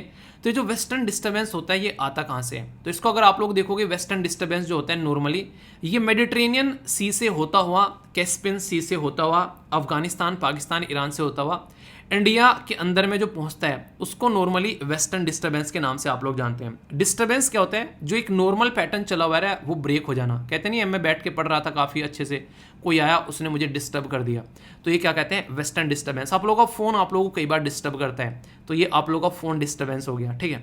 तो इसीलिए यहाँ पर कई बार जो पैटर्न चल रहा है उसको बनाए रखने के लिए आप लोगों को कुछ कानून बनाने पड़ेंगे ज़िंदगी में, अगर चाहते हो सिलेक्शन हो कि फ़ोन को साइलेंट रखना है जब तक पढ़ाई करें, ठीक है। तो इसमें अपने साथ में आप लोगों को कोताही नहीं बरतनी है, ठीक है। बिल्कुल भी आप लोगों को अपने ऊपर एक तरीके से नॉर्मली रहना है जब पढ़ने की बात करें। तो वेस्टर्न डिस्टर्बेंस जो है वो यहाँ पर आप लोगों को देखने को मिलेगा। तो यहाँ पर कहीं ना कहीं जब वेस्टर्न डिस्टर्बेंस आता है तो ये बोलते हैं कि कई बार अच्छा भी रहता है, पर लेकिन हर बार अच्छा नहीं रहता है, क्योंकि इसकी वजह से कई बार यहाँ पर बिन मौसम बरसात और काफ़ी ज़्यादा हवाएं चलती हुई नजर आती हैं, जिसकी वजह से कई बार जो है वो हमारे देश में जो फसलें हैं उसके ऊपर काफ़ी इम्पैक्ट देखने को मिलता है। और कहाँ से चलता है ये कहाँ पर पहुँचता है वो मैंने आप लोगों को पैटर्न बता ही दिया। एक बात हमेशा ध्यान रखिएगा आप लोग, ये चीज़ें आप लोगों ने गुब्बारा देखा है? गुब्बारे के अंदर में जो हवा भरी रहती है उसमें एक थोड़ी सी जो कोई मैंने एक तरीके से नोकीली चीज़ चुभाओ आप लोग, तो हवा बड़ी स्पीड से निकलेगी। क्यों? क्योंकि अंदर का प्रेशर बहुत ज़्यादा हाई है और बाहर का प्रेशर बहुत ज़्यादा लो है। ऐसे यहाँ पर देखने को मिलता है। जब यहाँ पर आप लोग जाओगे तो कहीं ना कहीं इन्वायरमेंट में आप लोगों को प्रेशर का डिफरेंस जब नज़र आता है, उसकी वजह से कई बार ये चीज़ें क्रिएट हो जाती हैं। ऐसे ही जब आप लोग मानसून वाले सीजन के बारे में पढ़ोगे तो वहाँ पर भी ये चीज़ें आप लोगों को देखने को मिलेगी। ज्योग्राफी एक बड़ा ही प्यारा सब्जेक्ट होता है यार, अगर उसको ढंग से समझने की कोशिश करोगे ना तो आप लोगों को मजा आएगा। क्यों? क्योंकि वो सारी चीज़ें आप लोगों के आसपास घटित होती नजर आती है। तो वेस्टर्न डिस्टर्बेंस के बारे में कुछ बेसिक इन्फॉर्मेशन जो है वो आप लोग याद रखिएगा। और इम्पैक्ट जैसे मैंने बताया बहुत सारे इम्पैक्ट देखने को मिलते हैं। कई बार रेन आती है, बारिश आती है, बर्फ़ पड़ती है, ये खासकर नॉर्दर्न इंडिया में ये देखने को मिलता है, ये याद रखिएगा। इनके बर्फ़ पड़ गया, कोहरा, इस तरीके से जो भी चीज़ें होती हैं तो ये आप लोगों को देखने को मिलेगा। कई बार स्पीड जो रहती है हवा की वो काफ़ी ज़्यादा तेज़ रहती है, ठीक है, तो ये भी देखने वाली बात होती है, ठीक है। तो इसकी वजह से बहुत सारी दिक्कतें देखने को मिलती हैं। तो इसलिए यहाँ पर कई बार कहते हैं कि वेस्टर्न डिस्टर्बेंस जो है बहुत इंपॉर्टेंट रोल प्ले करता है हमारे बेसिकली नॉर्थ सब कॉन्टिनेंट के अंदर में, खासकर रबी क्रॉप के ऊपर बहुत इंपैक्ट डालता है। क्योंकि जो इसका टाइम ड्यूरेशन आप लोगों को देखने को मिलेगा, जैसे मैंने बताया, यूजुअली कब आता है? जनवरी फरवरी से आप लोगों को देखने को मिलेगा। और यही यहाँ पर टाइम है हमारे देश के अंदर में जो नॉर्मली रबी क्रॉप के बारे में हम लोग बात करते हैं। तो कई बार रबी क्रॉप के साथ में मिलाकर वेस्टर्न डिस्टर्बेंस को देखा जाता है, ठीक है। इसकी वजह से यहाँ पर कई बार कहते हैं कि ये विंटर और प्री मानसून जो रेन लेकर आता है, यानी कि मानसून से जस्ट पहले। मानसून कब स्टार्ट होता है आप लोगों को पता है कि नॉर्मली मानसून जून में स्टार्ट होता है, तो जून, जुलाई, अगस्त, सितंबर, अक्टूबर, इस तरीके से आप लोग मानसून को काउंट करते हैं। तो इसकी वजह से वेस्टर्न डिस्टर्बेंस की वजह से बिना मानसून के भी बारिश होती नजर आती है। कई बार इतनी हो जाती है कि बाढ़ तक आती नजर आती है। कई बार कई सारे नहीं, एक तरीके से तूफान आ गए, बहुत सारी चीज़ें, इसकी वजह से फोग, कई बार लोगों की जान तक चले जाते हैं, इंफ्रास्ट्रक्चर तक डिस्ट्रॉय हो जाता है। तो वेस्टर्न डिस्टर्बेंस को इस तरीके से भी हमारे देश के अंदर में देखा जाता है। तो ये कहाँ से आता है, कैसे है, इसके बारे में कुछ बेसिक चीज़ें मैंने आप लोगों को बता दी। तो इस पर्टिकुलर जो टॉपिक के अंदर में क्या क्या डिस्कस कर लिया एक बार आप लोगों को बता देता हूँ, उसके बाद में क्वेश्चन डिस्कस करेंगे ताकि आप लोग समझ सकें। सबसे पहले तो हम लोगों ने देखा कि हमारे देश में पैदावार क्यों कम हो रही है, वो बता दिया मैंने। इसके साथ में हम लोगों ने देखा गेहूं की बेसिक इन्फॉर्मेशन जो कि आर्टिकल के अंदर नहीं थी। ये सब एक्स्ट्रा एफर्ट लगाए जाते हैं आप लोगों के लिए ताकि बेसिक इन्फॉर्मेशन आप लोग समझ सको, वरना टॉपिक स्टार्टिंग में खत्म हो जाता है, ठीक है। इसके बाद में देखा सरकार की स्कीम क्या है, वो हम लोगों ने देख लिया, नेक्स्ट पार्ट यानी कि तीसरा पार्ट। चौथा पार्ट हम लोगों ने यहाँ पर देख लिया कि वेस्टर्न डिस्टर्बेंस जैसा कोई फिनोमिनन है यहाँ पर, तो उसके बारे में हम लोगों ने बात कर ली और उसका इम्पैक्ट क्या है। तो इसको कहते हैं टॉपिक को ढंग से तैयार करना। अभी इसी टॉपिक के ऊपर मैं क्वेश्चन प्रैक्टिस कराऊंगा और इवन जो आंसर राइटिंग के क्वेश्चन भी है जो यूपीएससी ने खुद पूछे हैं, आप लोग खुद देखिए। जब हम लोग गेहूं के बारे में बात करते हैं तो भुखमरी और गरीबी सामने आती है निकल कर, तो ये सबसे बड़ा चैलेंज देखा जाता है यहाँ पर। तो इसको एनालिसिस करने के लिए भी आप लोगों से पूछा जाता है कि कैसे इसको कंट्रोल करना है। 2017 में क्वेश्चन पूछ लिया आंसर राइटिंग के लिए, 2019 में क्वेश्चन पूछ लिया सेम इसी तरीके से। तो आप लोग यहाँ पर समझ सकते हैं कि रिफॉर्म के बारे में जब बात करते हैं तो फूड ग्रेन डिस्ट्रीब्यूशन के बारे में जब बात करते हैं तो कैसे उसको इफेक्टिव लेकर आना है। तो 2 साल के बाद में फिर से क्वेश्चन पूछ लिया और कोविड-19 के टाइम पे बहुत सारे इश्यूज देखने को मिले, तो आगे फिर से क्वेश्चन बन जाए तो कोई बड़ी बात ये नहीं होगी, तो पता होना चाहिए थोड़ा, ठीक है। जितना मैंने पढ़ाया उससे देखो कितना फायदा भी आप लोगों को देखने को मिलेगा। 2013 में क्वेश्चन पूछ लिया गया, ठीक है। पूछा क्या गया कि आप लोगों को बताना है कि खरीफ की क्रॉप कौन सी, इनमें से मैंने क्या बताया अभी यहाँ पर वीट के बारे में, एटलीस्ट आप लोगों को ये पता है क्या है, ये रबी क्रॉप है। तो एटलीस्ट आप लोग 2 ऑप्शन तो तुरंत उड़ा दोगे, यानी कि 50% क्वेश्चन सही होने के चांसेस बढ़ा दिया आप लोगों के इस टॉपिक ने। ये आप लोग इस तरीके से समझ सकते हैं, ठीक है। बाकी आंसर क्या हो गया, आंसर यहाँ पर सी होगा, क्योंकि सारी की सारी बची हुई जो है वो खरीफ खरीफ है। इसके बारे में कुछ बेसिक इन्फॉर्मेशन है कि रबी और खरीफ के बारे में अगर कोई पूछे तो कुछ 2-4 फसल एटलीस्ट आप लोग जरूर याद रखिएगा। कब बोई जाती हैं, कब काटी जाती हैं, ये एक पैटर्न आप लोगों को पता रहेगा तो बहुत सारे क्वेश्चन आप लोग आसानी से सोल्व कर पाओगे एग्जाम में। तो ये चीज़ें आप लोगों को समझाने की कोशिश मैं हमेशा करता हूँ कि टॉपिक को ऐसे लेकर चलना है ताकि आप लोग उसका पोस्टमार्टम कर सकें और कोई भी कन्फ्यूजन न देखने को मिले।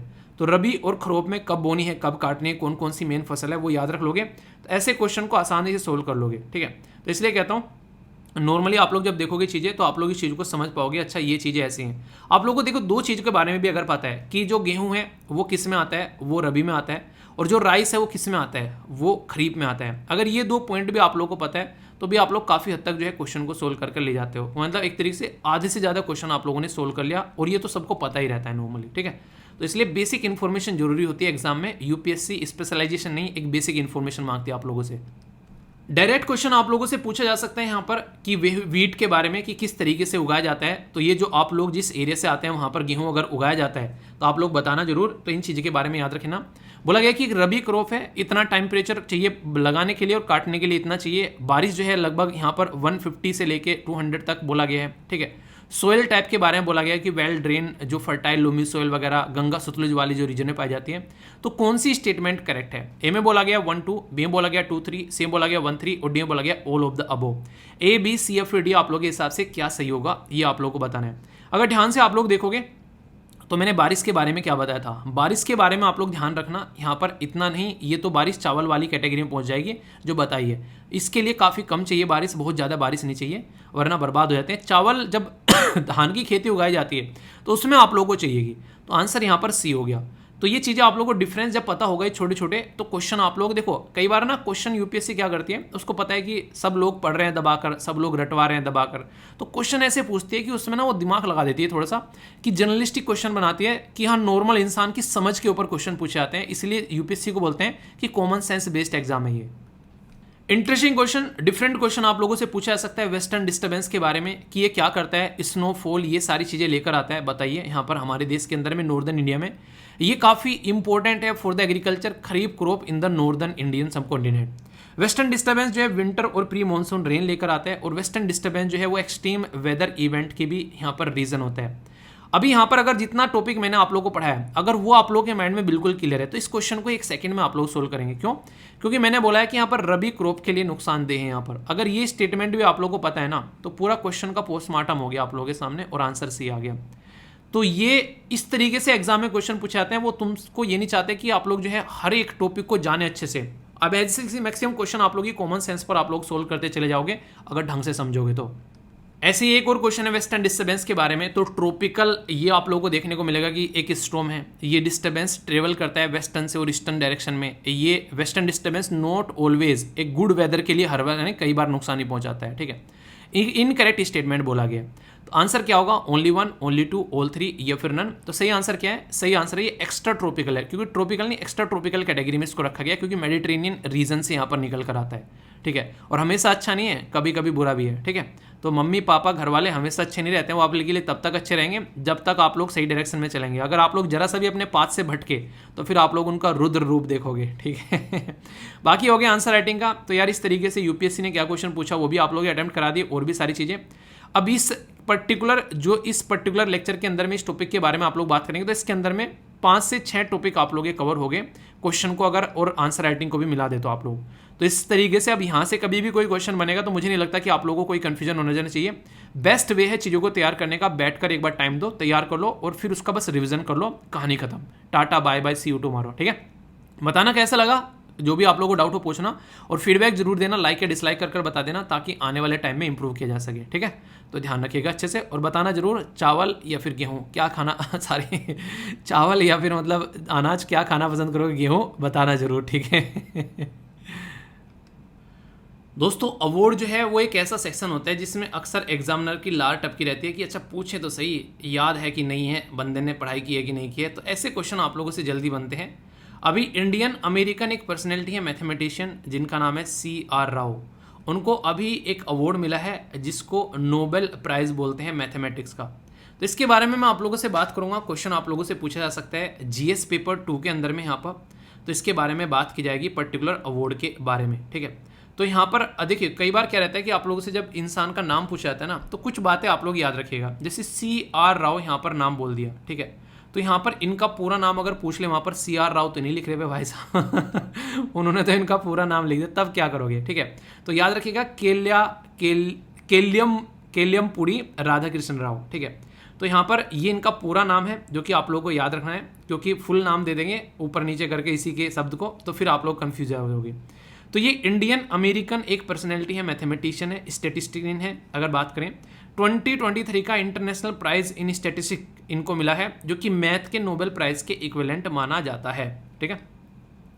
तो यहाँ पर किसी अगर इंडियन मूल के इंसान को भी देना है तो उसी को देंगे जो अमेरिकन में बेस रखता है। कई बार ये माना जाता है कि अमेरिका जो है ना, वो कास्ट इन सब चीज़ों से ऊपर उठकर एक ऐसा देश है जो कि हमेशा इन्वाइट करता है कि अगर तुम्हारे अंदर कोई भी टैलेंट है, आप किसी भी कास्ट के हो, तुम आ जाओ। तो ये जो उनकी चीज़ रही है ना स्टार्टिंग से, वो आज के डेट में उस देश को सबसे ऊपर रखती है। और हमारे यहाँ पर क्या होता है, हमारे यहाँ पर हर जगह कहीं ना कहीं कास्ट और ये चीज़ें आ जाती हैं और लोग आपस में कहीं ना कहीं लड़ मर कर मर जाते हैं। टैलेंट को अक्सर यहाँ पर दबाया जाता है, आप लोग ये देख सकते हैं, ठीक है। कोई निकल कर भी बाहर चलता है ना हल्का सा कि उसने कुछ अच्छा कर लिया है, तो कूप मेंढक बने रहते हैं, दूसरे उसकी टांग खींचने की कोशिश करेंगे, उसको बाहर नहीं निकलने देंगे। ये सबसे बेकार सिचुएशन है अपने देश के अंदर में। चलिए, जो भी आप सुधर रही है, जैसे जैसे लोग जो हैं थोड़े से इंप्रूव हो रहे हैं। तो CR राव साहब के बारे में कुछ बेसिक बातें मैं आप लोग को बताऊंगा। इंडियन अमेरिकन मैथमेटिशियन है, जो कि प्रोफेसर आप लोगों को देखने को मिलेंगे यहाँ पर पेंसिल्वेनिया स्टेट यूनिवर्सिटी रिसर्च के अंदर में, यहाँ पर USA के अंदर में, ठीक है। इनको सबसे इंटरेस्टिंग चीज़ आप लोग याद रखिएगा 2001 के अंदर में, ठीक है। 2001 में इनको पद्म विभूषण भी दिया जा चुका है। यानी कि पद्म विभूषण में जब आप लोग बात करेंगे, सबसे नीचे जो होता है पद्मश्री होता है, फिर पद्म भूषण होता है और फिर पद्म विभूषण होता है। यानी कि 3rd हाईएस्ट अवार्ड इनको मिल चुका है। इसके ऊपर भारत रत्न बचा हुआ है, ठीक है। तो इससे आप लोग अंदाजा लगा सकते हैं कि कितनी इंपॉर्टेंट पर्सनैलिटी है ये, जो कि आप लोग याद रखिएगा। इनके द्वारा कई सारी थ्योरीज दी गई हैं। जैसे यहाँ पर बात की जा रही है, कुछ थ्योरीज के नाम आप लोगों के सामने हैं, हालांकि रटने नहीं है। बात की जा रही है the Cramer Rao lower bound, आप लोगों को देखने को मिलेगा। नेक्स्ट जो है राव बैकवेल थ्योरम, इसी के साथ में इंफॉर्मेशन ज्योमेट्री, जिनके ऊपर इनके द्वारा काम किया गया है। इसी के साथ में इंटरनेशनल प्राइज इन स्टैटिस्टिक में आप लोग बात करोगे, ये इंटरनेशनल प्राइज जो है यहाँ पर ये अवार्ड दिया जाता है हर 2 साल में, 1 साल में नहीं, हर 2 साल में, ठीक है। नोबेल प्राइज कब मिलते हैं? हर साल मिलते हैं, 2 साल में मिलते हैं, 3 साल में मिलता है, बताओ। तो यहाँ पर ये हर 2 साल में यहाँ पर दिया जाता है। अचीवमेंट क्या है किसी इंसान का स्टैटिस्टिक के फील्ड में, उसको ये प्राइज दिया जाता है। प्राइस जो है अगर नॉर्मल बात करें, आप लोग देखते हैं ये कहीं ना कहीं कई बार ना एक तरीके से कई सारे लोग जो हैं वो अपने अपने पैटर्न पर प्राइस निकाल देते हैं। ऐसा लगता है जैसे मान लो जिंदगी में आप लोगों ने कुछ अचीव किया, तो आप लोगों को लगे कि यार मेरे अचीवमेंट जो है वो याद किया जाए, तो उसके नाम पर अक्सर इंसान जो है वो प्राइज में निकाल देते हैं। तो इसको यहाँ पर एक तरीके से नोबेल प्राइज की तरीके से देखा जाता है, ठीक है। ऐसे आप लोग देखते हैं यहाँ पर प्राइज जो है वो एक तरीके से आफ्टर द नोबेल प्राइज हो गया, एबिल प्राइज हो गया। एबिल प्राइज के बारे में सुना है कुछ? बताइए जरा। फील्ड मेडल जो टर्निंग अवार्ड हो गया, जो कि एक तरीके से कोल्ड एज ए मैथमेटिक्स का नोबेल। तो कई तरीके से आप लोग चीज़ों को समझ सकते हैं। तो कई बार आप लोगों से क्वेश्चन पूछे जाते हैं, तो कन्फ्यूजन आप लोगों को नहीं होना चाहिए। एक इंपॉर्टेंट पर्सनैलिटी के बारे में भी क्वेश्चन आप लोगों से पूछा सकते हैं, किस इंपॉर्टेंट पर्सनैलिटी को ये अवार्ड मिला है। और बाकी यहाँ पर इतना तो याद रखिएगा इस अवार्ड के बारे में, international prize in the statistic अगर आप लोगों से पूछे तो इंटरनेशनल प्राइज है ये इस फील्ड में, जो हर 2 साल में दिया जाता है, ठीक है। तो यहाँ पर top leading international statistics organisation 5 आप लोगों को देखने को मिलेगी। ये प्राइज जो है रिकॉग्नाइज किया जाता है major achievement by the individual या फिर टीम के द्वारा स्टैटिस्टिक के फील्ड में। तो कौन सी स्टेटमेंट इनकरेक्ट है ये पूछा गया है, ठीक है। ओनली 1, ओनली 2, बोथ या फिर नन। जब पूछा जाए इस तरीके से तो मतलब कई बार ना ऐसा लगता है कि क्वेश्चन वाओ यार कितना आसान आ गया। तो आप लोगों से अक्सर यहाँ पर खोज जाता है एग्जामिनर, आप फटाफट बोलोगे वाओ पूरा पता है, सब आंसर सी हो गया। ये तो बिल्कुल 2 नंबर पक्के प्रीलिम्स के अंदर में, ठीक है। लेकिन ऐसा होता नहीं है, कौन नहीं होता ऐसा भैया। रीज़न क्या है? आप लोग पढ़ कर तो गए हो सारी चीज़ें, पर इन रियलिटी आप लोग ये भूल गए कि इनकरेक्ट पूछ लिया सामने वाले ने। वो भी जानता है कि माइंड पे प्रेशर रहता है इंसान के, और फटाफट बोलता है कि वाह मज़ा आ गया, क्या क्वेश्चन था। पर लेकिन इन रियलिटी आप लोग अपने पैरों पर कुल्हाड़ी मार चुके होते हो, ठीक है। इसलिए कहते हैं कि ध्यान से पढ़ा करो, एग्जाम में क्वेश्चन प्रैक्टिस इसलिए बोलते हैं करके जाना, ताकि आप लोग वहाँ पर रायता न फैलाओ, पढ़े पढ़ाई को बर्बाद न कर कराओ, ठीक है। अक्सर लोग होते हैं जो 1-1, 2-2 नंबर से जिनके सिलेक्शन नहीं होते, और फिर रोते रहते हैं पूरी ज़िंदगी कि यार 1 नंबर और आ जाता तो आज कहीं और होते। बहुत सारे मिलेंगे आप लोगों को भी आसपास ऐसे लोग, जब देखोगे आप लोग कई बार बोलेंगे 1 नंबर से रह गया यार। पर रियलिटी यही होती है, मेहनत नहीं की है, प्रैक्टिस नहीं है, थोड़ी सी और कर लेते ना तो अच्छे लेवल पर पहुंच जाते हैं। फिर बाद में रोते हैं, फिर बोलते हैं फिर पछतावे क्या करें जब चिड़िया चुग गई खेत पर, लेकिन आप लोगों को नहीं करना है, ठीक है। एक स्कीम है जिसको बोलते हैं मुद्रा योजना। मुद्रा बोले तो मनी भाई, पैसा, रोकड़ा, ठीक है। तो इससे आप लोग याद रखिएगा, मुद्रा यानी कि मनी, यानी कि उससे रिलेटेड कोई योजना, स्कीम जो कि अभी 8 साल अपने पूरे कर चुकी है और लगभग 23 लाख करोड़ रुपए जो है वो सैंक्शन कर चुकी है। और प्रधानमंत्री मुद्रा योजना पूंजी सफलता की कुंजी, यानी कि पैसा है तो चीज़ें ठीक कर पाओगे वरना नहीं कर पाओगे। ये खासकर बिजनेसेस के बारे में ज़्यादा बात करती है, यानी कि एक तरीके से कोई छोटा सा भी काम आप लोगों को स्टार्ट करना है ना, तो आप लोगों को पैसे की रिक्वायरमेंट पड़ेगी। बिना पैसे के कुछ भी आप लोग नहीं कर पाओगे, ठीक है। कुछ भी छोटा सा भी आप लोग घर में आप लोग कुछ करना चाहते हैं, तो आप लोगों को अगर ठेला भी लगाना है तो उसके लिए भी आप लोगों को एक रेडी की जरूरत पड़ेगी, उसके ऊपर कोई इंस्ट्रूमेंट रखेंगे तब जाकर चीज़ें जो हैं वो स्टार्ट होंगी। तो इसके बिना काम नहीं चलेगा, क्योंकि हर एक इंसान की रिक्वायरमेंट है, अगर उसकी रिक्वायरमेंट पूरी नहीं होगी तो काम कैसे चलेगा। तो ये सारी चीज़ें, कई बार बोलते हैं ना कि कई सारे लोग, सर मेरा ये काम करने का मन कर रहा है लोगों के लिए, वो काम तब किए जाते हैं जब आप लोग पहले अपनी चीज़ों को स्ट्रोंग कर लेते हैं। यानी कहते हैं कि दान धर्म तब करना चाहिए जब आप लोग पहले अपना लालन पालन कर सको, उस टाइम पर दान धर्म करना अच्छा रहता है। एक टाइम पर इंसान जो है वो खुद जो है जूझ रहा है चीज़ों के साथ में, और वो कह रहा है कि मैं ये काम करूंगा, वो कर तो लेगा पर लेकिन उतनी तसल्ली में नहीं कर पाएगा जितना वो कर सकता है। यानी कि इसीलिए कहते हैं कि पहले अपने आप को सशक्त बना लो, तब दूसरों की हेल्प और अच्छे से आप लोग कर पाओगे। तो ये अक्सर आप लोगों ने बातें देखी होगी। तो प्रधानमंत्री मुद्रा योजना आप लोगों को सशक्त बनाने का काम करती है, ठीक है। फाइनेंस मिनिस्ट्री के द्वारा बोला गया कि ये जो स्कीम है शानदार परफॉर्मेंस इसकी देखने को मिली, बहुत सारे लोग इसमें इनरोल हो गए। 68% के करीब अकाउंट जो है अंडर दिस स्कीम उसमें महिला के हैं, ये शानदार बात है इसमें, ठीक है। तो ये सोचने वाली बात है। और इसी के साथ में 51% जो अकाउंट है ये स्कीम के अंदर जो अकाउंट है आर द वुमेन एंटरप्रेन्योर, और 51% जो अकाउंट है आर द SC ST और OBC कैटेगरी के एंटरप्रेन्योर देखने को मिलेंगे। यानी कि SC ST OBC इनको काउंट कर लोगे तो बोलोगे कि इसके अंदर भी वुमेन ही है मैक्सिमम, ऐसा आप लोग बोल सकते हैं। तो प्रधानमंत्री मुद्रा योजना जो 2015 में लॉन्च की गई थी वो शानदार परफॉर्मेंस देती हुई आगे बढ़ रही है। क्यों? क्योंकि इसके अंदर में 3 कैटेगरी में चीज़ों को डिवाइड किया गया था, शिशु, किशोर और तरुण, जिसमें 50,000 के लिए बोला गया शिशु, 50 से लेके 5 लाख तक के लिए बोला गया किशोर, और तरुण बोला गया 5 से लेके 10 लाख तक के। ये पैटर्न आप लोग समझ सकते हैं। 2015 में जब ये स्कीम लॉन्च की गई तो बोला गया था कि काफ़ी ज़्यादा फायदा पहुंचाएगी, और ये रहा भी। किसी के लिए मुद्रा कार्ड तक इशू किए गए। ये एक तरीका लोन प्रोवाइड कराया जा रहा है बैंक के through, non banking financial companies के थ्रू, माइक्रो फाइनेंशियल इंस्टीट्यूशन के थ्रू, यानी कि लोगों को ईजिली लोन प्रोवाइड कराने की फैसिलिटी है, ताकि लोग जो हैं खुद भी काम करें और दूसरों को भी काम दें, ठीक है। तो इस तरीके से आप लोग समझ सकते हैं। तो यानी कि जैसे मान लीजिए आज की डेट में, अजय हाँ आज की डेट में एक बात और मैं बोलना चाह रहा हूँ, मैं कई दिनों से सोच रहा हूँ, माइंड से निकल जाती है।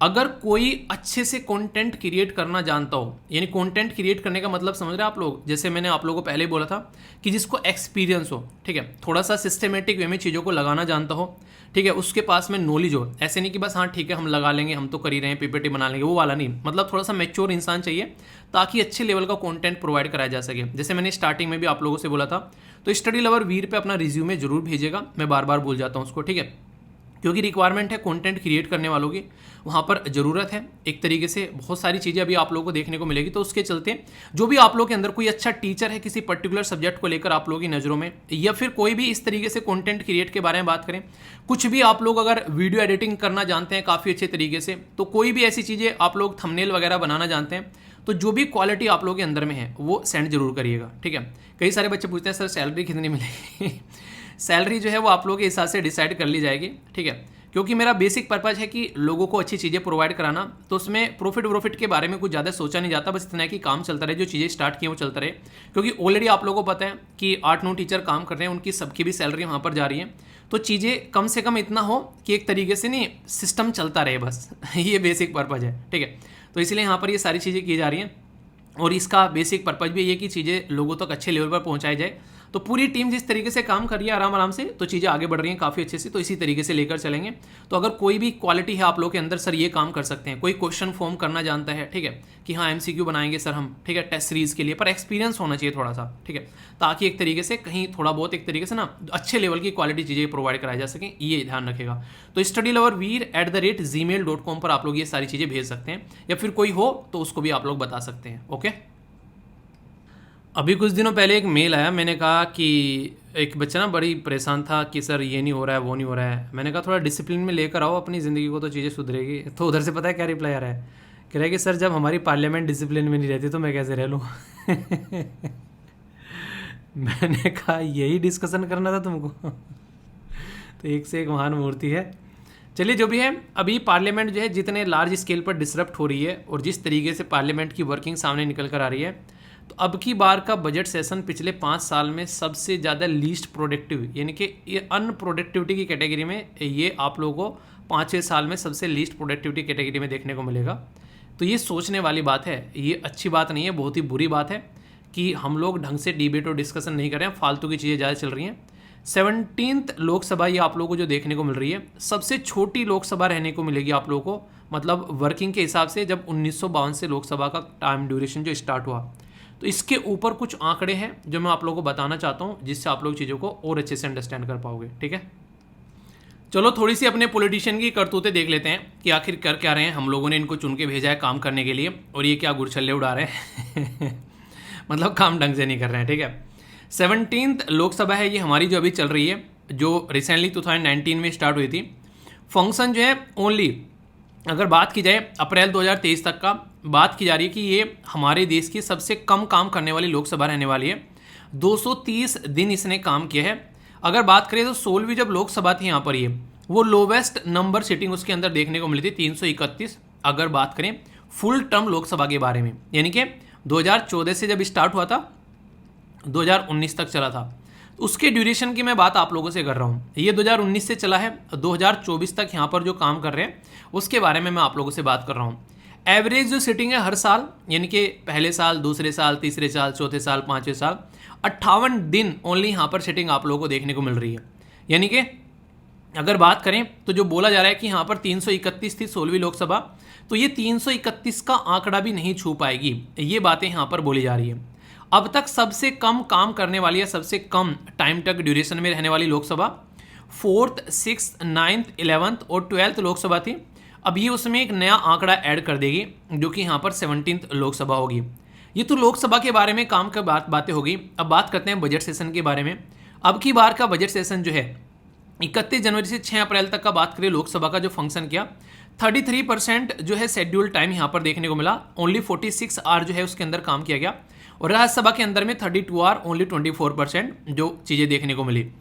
लोकसभा के अंदर में 150 के करीब बिल इंट्रोड्यूस किए गए, जिनमें से 131 बिल जो थे एक्सक्लूड करे जाए फाइनेंस और अप्रोप्रिएट बिल को, जो कि पास हो गए यहाँ पर।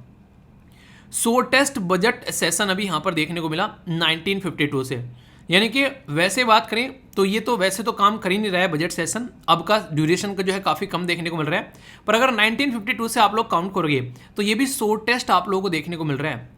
क्वेश्चन आर, जो कि सबसे इंपॉर्टेंट माना जाता है लोगों की समस्याओं को सुनने के लिए, 19% शेड्यूल जो टाइम है वो यूज़ किया जा रहा है, राज्यसभा में 9% ओनली। सबसे खतरनाक चीज़ क्या है कि कोई भी प्राइवेट मेंबर बिल लाया ही नहीं गया। प्राइवेट मेंबर बिल नॉर्मली लेकर आ जाता है कि हाँ ठीक है, एक तरीके से दिखाने के लिए कि अच्छा ठीक है कि कोई ना कोई प्राइवेट मेंबर का मतलब नॉर्मली अपोजिशन वाले प्रस्तुत करते हैं। ठीक है, वैसे प्राइवेट मेंबर बिल बोलते हैं जब नॉन, अगर बात करें जैसे कि मिनिस्टर कोई बिल प्रस्तुत करते हैं, यानी कि पूरी पार्लियामेंट के अंदर में चाहे सरकार में हो चाहे गैर सरकारी हो, यानी कि अपोजिशन हो, जो वो इंसान बिल प्रस्तुत कर दे जो उसका अधिकारी नहीं है, तो उसको प्राइवेट मेंबर बिल कहते हैं। नॉर्मली अक्सर अपोजिशन वाले इसको लेकर आते हैं। अब की बार कोई लेकर आया ही नहीं है, लोकसभा में भी और राज्यसभा में भी।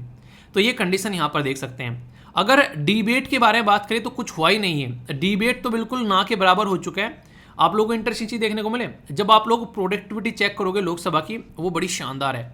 यानी कि प्रोडक्टिविटी कितनी है, अब तक की सबसे हाईएस्ट प्रोडक्टिविटी है 17th लोकसभा में मतलब समझ में आ रहा है इसका, यानी कि जो लोकसभा सबसे कम टाइम में मिल रही है, यानी कि जो 331 का आंकड़ा भी पार नहीं कर पा रही है, उसमें इतनी ज़्यादा प्रोडक्टिविटी कैसे हो गई? क्योंकि कोई भी बिल जब पास हो रहा है उसके ऊपर कोई डिबेट और डिस्कशन हो ही नहीं रहा है। बिल आया और पास कर दिया, क्यों?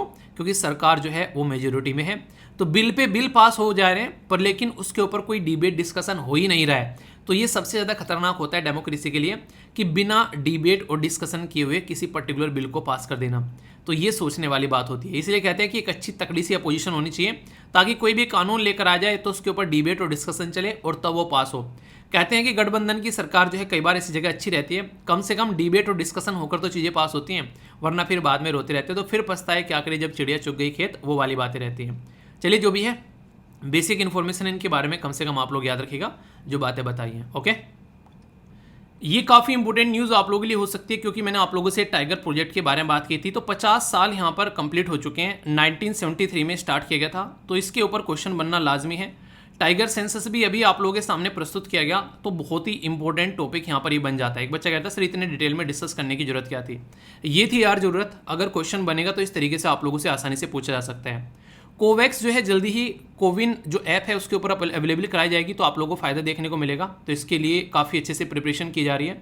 नेशनल वाइड मॉक ड्रिल की स्टार्ट की जा रही है कि क्या कोविड-19 के लिए हम लोग तैयार हैं, कल को चलकर फिर से कोई कोविड-19 जैसी दिक्कत देखने को मिलती है, क्या हम लोग उस चीज़ को लेकर रेडी हैं। इलेक्ट्रिक टू व्हीलर जो है सेल इंडिया के अंदर में बढ़ गई है रिसेंटली, अभी ये बताई जा रही है प्रीवियस ईयर के कंपेयर में, तो ये एक अच्छी बात है, लोगों के पास में पैसा आ रहा है और उसका इस्तेमाल किया जा रहा है।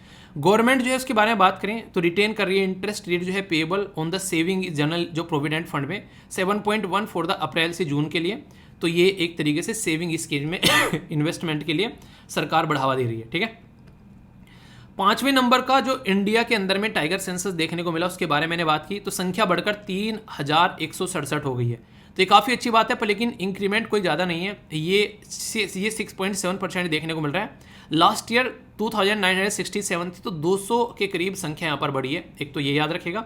ठीक है, लास्ट ईयर से जो पुराने वाला सेंसस था ना, वो काफ़ी अच्छा इंक्रीमेंट यहाँ पर देखने को मिला था। पहला सेंसस 2006 में स्टार्ट किया गया था, अभी जो आप लोगों को यहाँ पर देखने को मिल रहा है, ये सेंसस किसके द्वारा कंडक्ट कराया जाता है ये आप लोगों को बताना है। बहुत ही तसल्ली में मैंने डिस्कस किया था, तो क्वेश्चन का आंसर जरूर देते रहा करो, मुझे भी अच्छा लगता है और आप लोगों को भी पता चलता है कितनी चीज़ें याद है। इंडियन मेट्रोलॉजिकल डिपार्टमेंट किस मिनिस्ट्री के अंडर में आता है पता है आप लोगों को? Ministry of earth and science के अंडर में आता है। कौन है उसके मिनिस्टर बताइए? मिनिस्ट्री ऑफ अर्थ साइंस के अंडर में आता है। तो नॉर्मल मॉनसून रहने वाला है, ये बात की जाती है। तो 4 ईयर का जो एवरेज देखा जा रहा है यहाँ पर समर मॉनसून का रेनफॉल जो है उसके बारे में बात की जा रही है। तो India 4 year run of heavy rainfall monsoon जो है वो एंड होने वाला है इस साल, तो यानी कि देखते हैं कैसी सिचुएशन यहाँ पर निकल कर आती है। बाकी टाइगर सेंसस के बारे में कुछ बेसिक इन्फॉर्मेशन आप लोग यहाँ पर याद रखेगा। क्वेश्चन अगर कल को पूछा जाए तो मुझे नहीं लगता कि आप लोगों को इसको लेकर कोई डाउट होना चाहिए।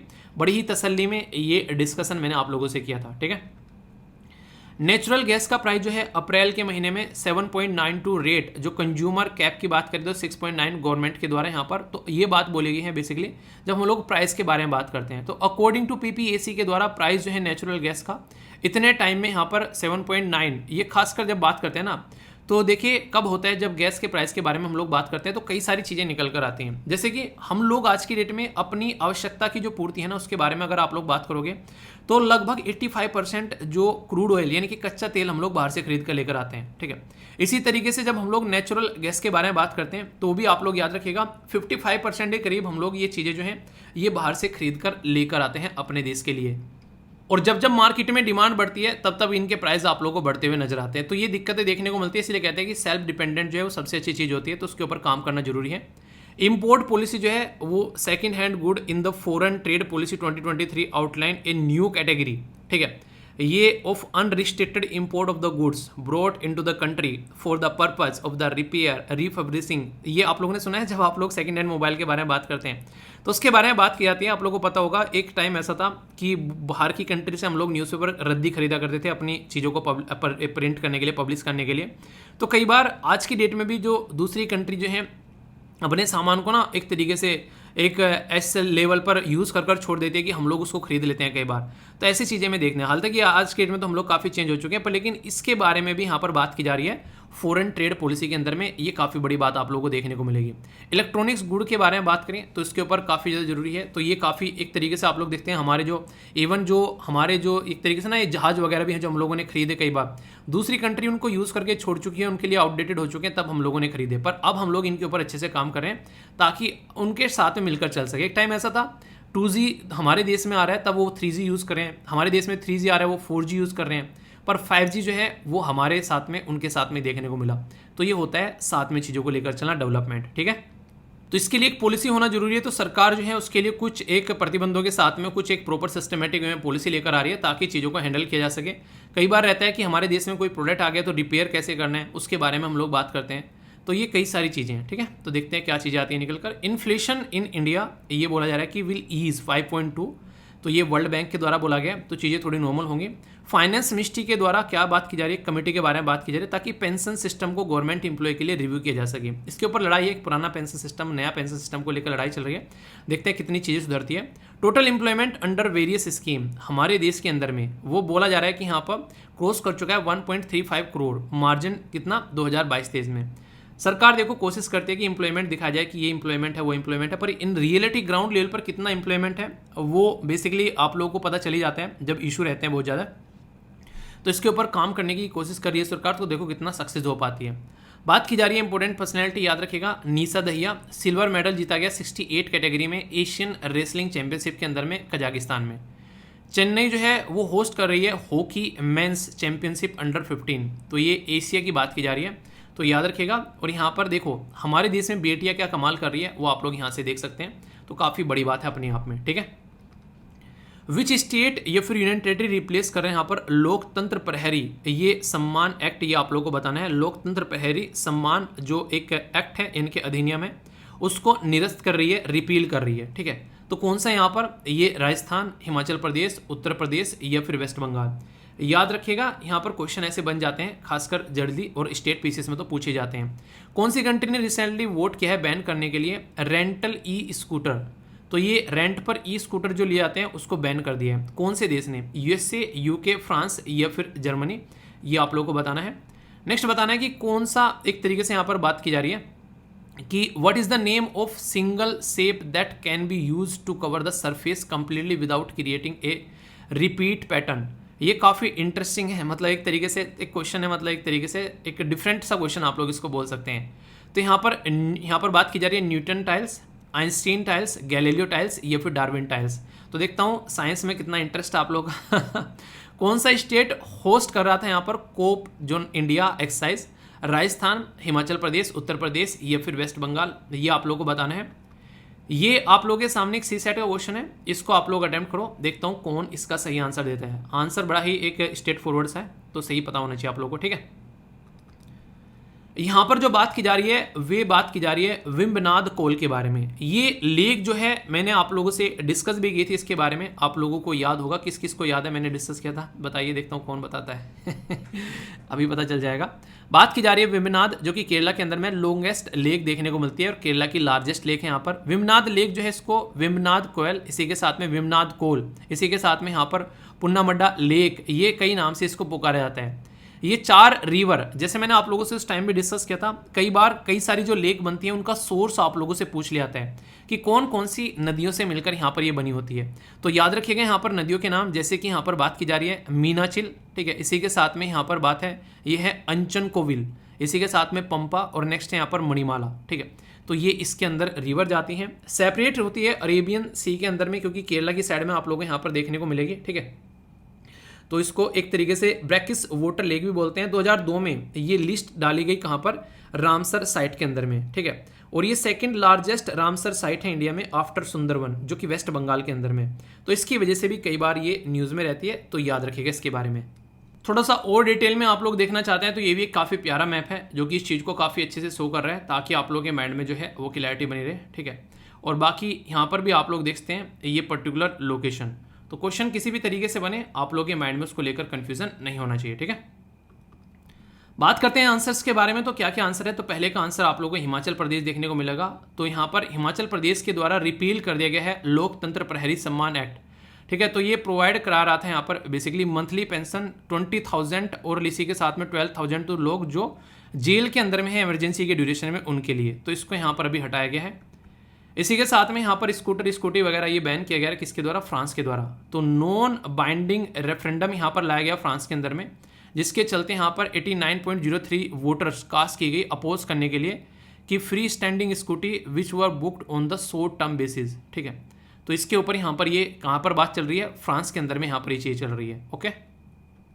नेक्स्ट यहाँ पर याद रखिएगा इसका आंसर है बी, आइंस्टीन टाइल जो है उसको बोला जाता है कि सिंगल शेप आप लोगों को टाइल्स देखने को मिलेगी यहाँ पर, जो कि कवर कर लेती है कंप्लीट सरफेस को विदाउट रिपीटिंग पैटर्न, ठीक है। तो ये एक तरीके से आइंस्टीन का कमाल है कि उनके द्वारा एक ऐसा फिनोमिनन यहाँ पर दिया गया, तो ये याद रखिएगा।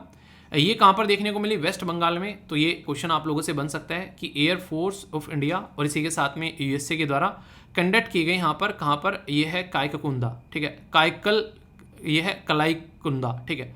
तो इसके बारे में याद रखते हैं आप लोगों से यहाँ पर कि कलाईकुंदा जो है बेसिकली वहाँ पर जो कि एयर बेस है वेस्ट बंगाल के अंदर में, वहाँ पर देखने को मिला, ठीक है। ऑब्जर्वर के तौर पर जापान के द्वारा यहाँ पर पार्टिसिपेट किया गया। क्वेश्चन का आंसर क्या है? ये है स्क्वायर, कोई एक्सप्लेनेशन नहीं है अभी, ये तो सीधा सीधा क्वेश्चन है, तो आंसर याद रख सकते हैं आप लोग। आइए कुछ अंग्रेजी के शब्द सिखाता हूँ आप लोगों को, अंग्रेज बनाता हूँ। अंग्रेजी में आप लोगों का हाथ तंग है तो उसको थोड़ा सा आसान कराते हैं, ठीक है। कुछ शब्द हैं, अगर डेली कुछ शब्द सीखते चलोगे तो इसी तरीके से आगे बढ़ते चलोगे, तो कोशिश करो कि कुछ ना कुछ शब्द डेली सीखो, ठीक है। पहला जो शब्द है, देखिए आप लोग सेंटेंस फॉर्म नहीं करोगे तो ये याद नहीं रहेंगे, यूज़ नहीं करोगे तो याद नहीं रहेंगे, वो चीज़ें याद रहती है जो आप लोग इस्तेमाल करते हो, तो इनको जरूर यूज़ करो। पहला शब्द जो है ये है डिस्क्वाइटिंग, इसका मतलब है बेचैनी, यानी एक तरीके से बेचैन आत्मा, कई बार आप लोगों ने सुना, जिसके अंदर एंजाइटी रहती है, ठीक है। तो कई बार कहते हैं कि शांत रहना जिंदगी में आप लोगों की कुशलता का कारण है, तो बरबरा ये है कुशलता, ठीक है। तो कुशल रहना है तो शांत रहना पड़ेगा, तभी शानदार होंगे, तभी उत्कृष्ट होंगे आप लोग, ठीक है। तो अपनी स्किल पर काम करो, हमेशा जिंदगी में जो सीख रहे हो उसको आगे बढ़ाते रहो, तो इससे क्या रहेगा, जिंदगी में आप लोग हमेशा अपनी लाइफ में प्रोडक्टिविटी ऐड करते रहोगे। अभी जैसे कि कई सारे बच्चे होते हैं, गर्मियों की छुट्टियां पड़ती हैं तो अपने मामा के यहाँ इधर उधर घूमने निकल जाते हैं। कुछ बच्चे आते हैं कि कुछ एक्स्ट्रा स्किल सीखने लग जाते हैं, वो अपनी स्किल पर काम करते हैं, तो हर तरीके के बच्चे आप लोगों को देखने को मिलते हैं। तो इस कंपटीशन के माहौल में आप लोगों को देखने को मिलेगा कि किस तरीके से लोग काम कर रहे हैं। ये है मेंडासिटी, यानी कि एक तरीके से झूठ। कई बार आप लोगों ने देखा होगा कि कई सारी स्टेटमेंट रहती हैं कि हाँ ठीक है बोल दी जाती है, ऐसा कुछ है, पर लेकिन ऐसा कुछ देखने को नहीं मिलता है। तो मिथ्या बोलते हैं ना कि मिथ्या है, ये बिल्कुल कोई फैक्ट नहीं है इसके पीछे, तो झूठ बोला जा रहा है, तो उसको मेंडासिटी बोलते हैं, ठीक है। ट्रम्पेट, ये एक घोषणा करना, एक तरीके से ना ट्रम्प जैसे बार बार आते थे ट्विटर पर आकर घोषणा करके निकल जाते थे बाद में बोलते थे रात सपने में था इसलिए बोल दिया, मुझे नहीं पता क्या बोला था शाम को। तो ये सारी चीज़ें आप लोगों को देखने को मिलती है, तो ये एक शब्द बेहतरीन है ट्रम्प से रिलेटेड। नेक्स्ट शब्द जो है यहाँ पर ये है प्रेस्किपेसस, तो ये आप लोगों को देखने को मिलेगा, तो इसका मतलब होता है कुशाग्र बुद्धि, यानी कि एक तरीके से एक ऐसा इंसान जो कि माइंड का बड़ा शार्प हो, ठीक है। वो आप लोग बोल सकते हैं चीज़ों को अंडरस्टैंड करने वाला, तेज़ बुद्धि वाला, तेज़ समझ वाला इंसान ही बोलते हैं, तो ये आप लोग यहाँ पर बोल सकते हैं। तो एक तरीके जल्दी चीज़ों को समझ लेना, एक बार बता दिया समझ में आ गया, तो वो वाला इंसान, ठीक है। तो ये आप लोग समझिए, तो काफ़ी इंपॉर्टेंट वर्ड है, इनका इस्तेमाल जरूर करिएगा ताकि आप लोगों के माइंड में कोई डाउट नहीं देखने को मिले। इसी के साथ में आज का लेक्चर कैसा लगा जरूर बताएगा, कोई दिक्कत परेशानी हो तो बताना, और बाकी एप्लीकेशन को जरूर डाउनलोड कर लेना और रेट भी दे दिया करो जैसा भी आप लोगों को एप्लीकेशन लगता है अच्छा है बुरा, ताकि वो अच्छे से पता चलता रहे मुझे भी, और ये फीडबैक जरूर दिया करो ये वीडियो आप लोगों को कैसी लगती है, ठीक है। कई सारे बच्चे कई सारे सजेशन दे रहे हैं, उनके ऊपर काम चल रहा है, जैसे जैसे टीम फॉर्म हो रही है, चीज़ें आगे बढ़ रही हैं, तो टेंशन मत लेना, बहुत सारी चीज़ें और आगे आने वाले टाइम में आप लोगों को देखने को मिलने वाली हैं। बस थोड़ा सा पेशेंस रखो, अभी चीज़ें स्टार्ट हुई हैं, अभी और आगे बढ़ेंगे, ठीक है। तो कैसा लगा लेक्चर जरूर बताना। All the best to all of you, अपना ध्यान रखिए और अच्छे से एंजॉय करिए, अपनी सेहत का ध्यान रखिए। तो बड़ों को नमस्ते, छोटों को प्यार, छोटी सी लाइफ में एंजॉय करार, मिलता हूँ नेक्स्ट वीडियो में, तब तक के लिए जय हिंद।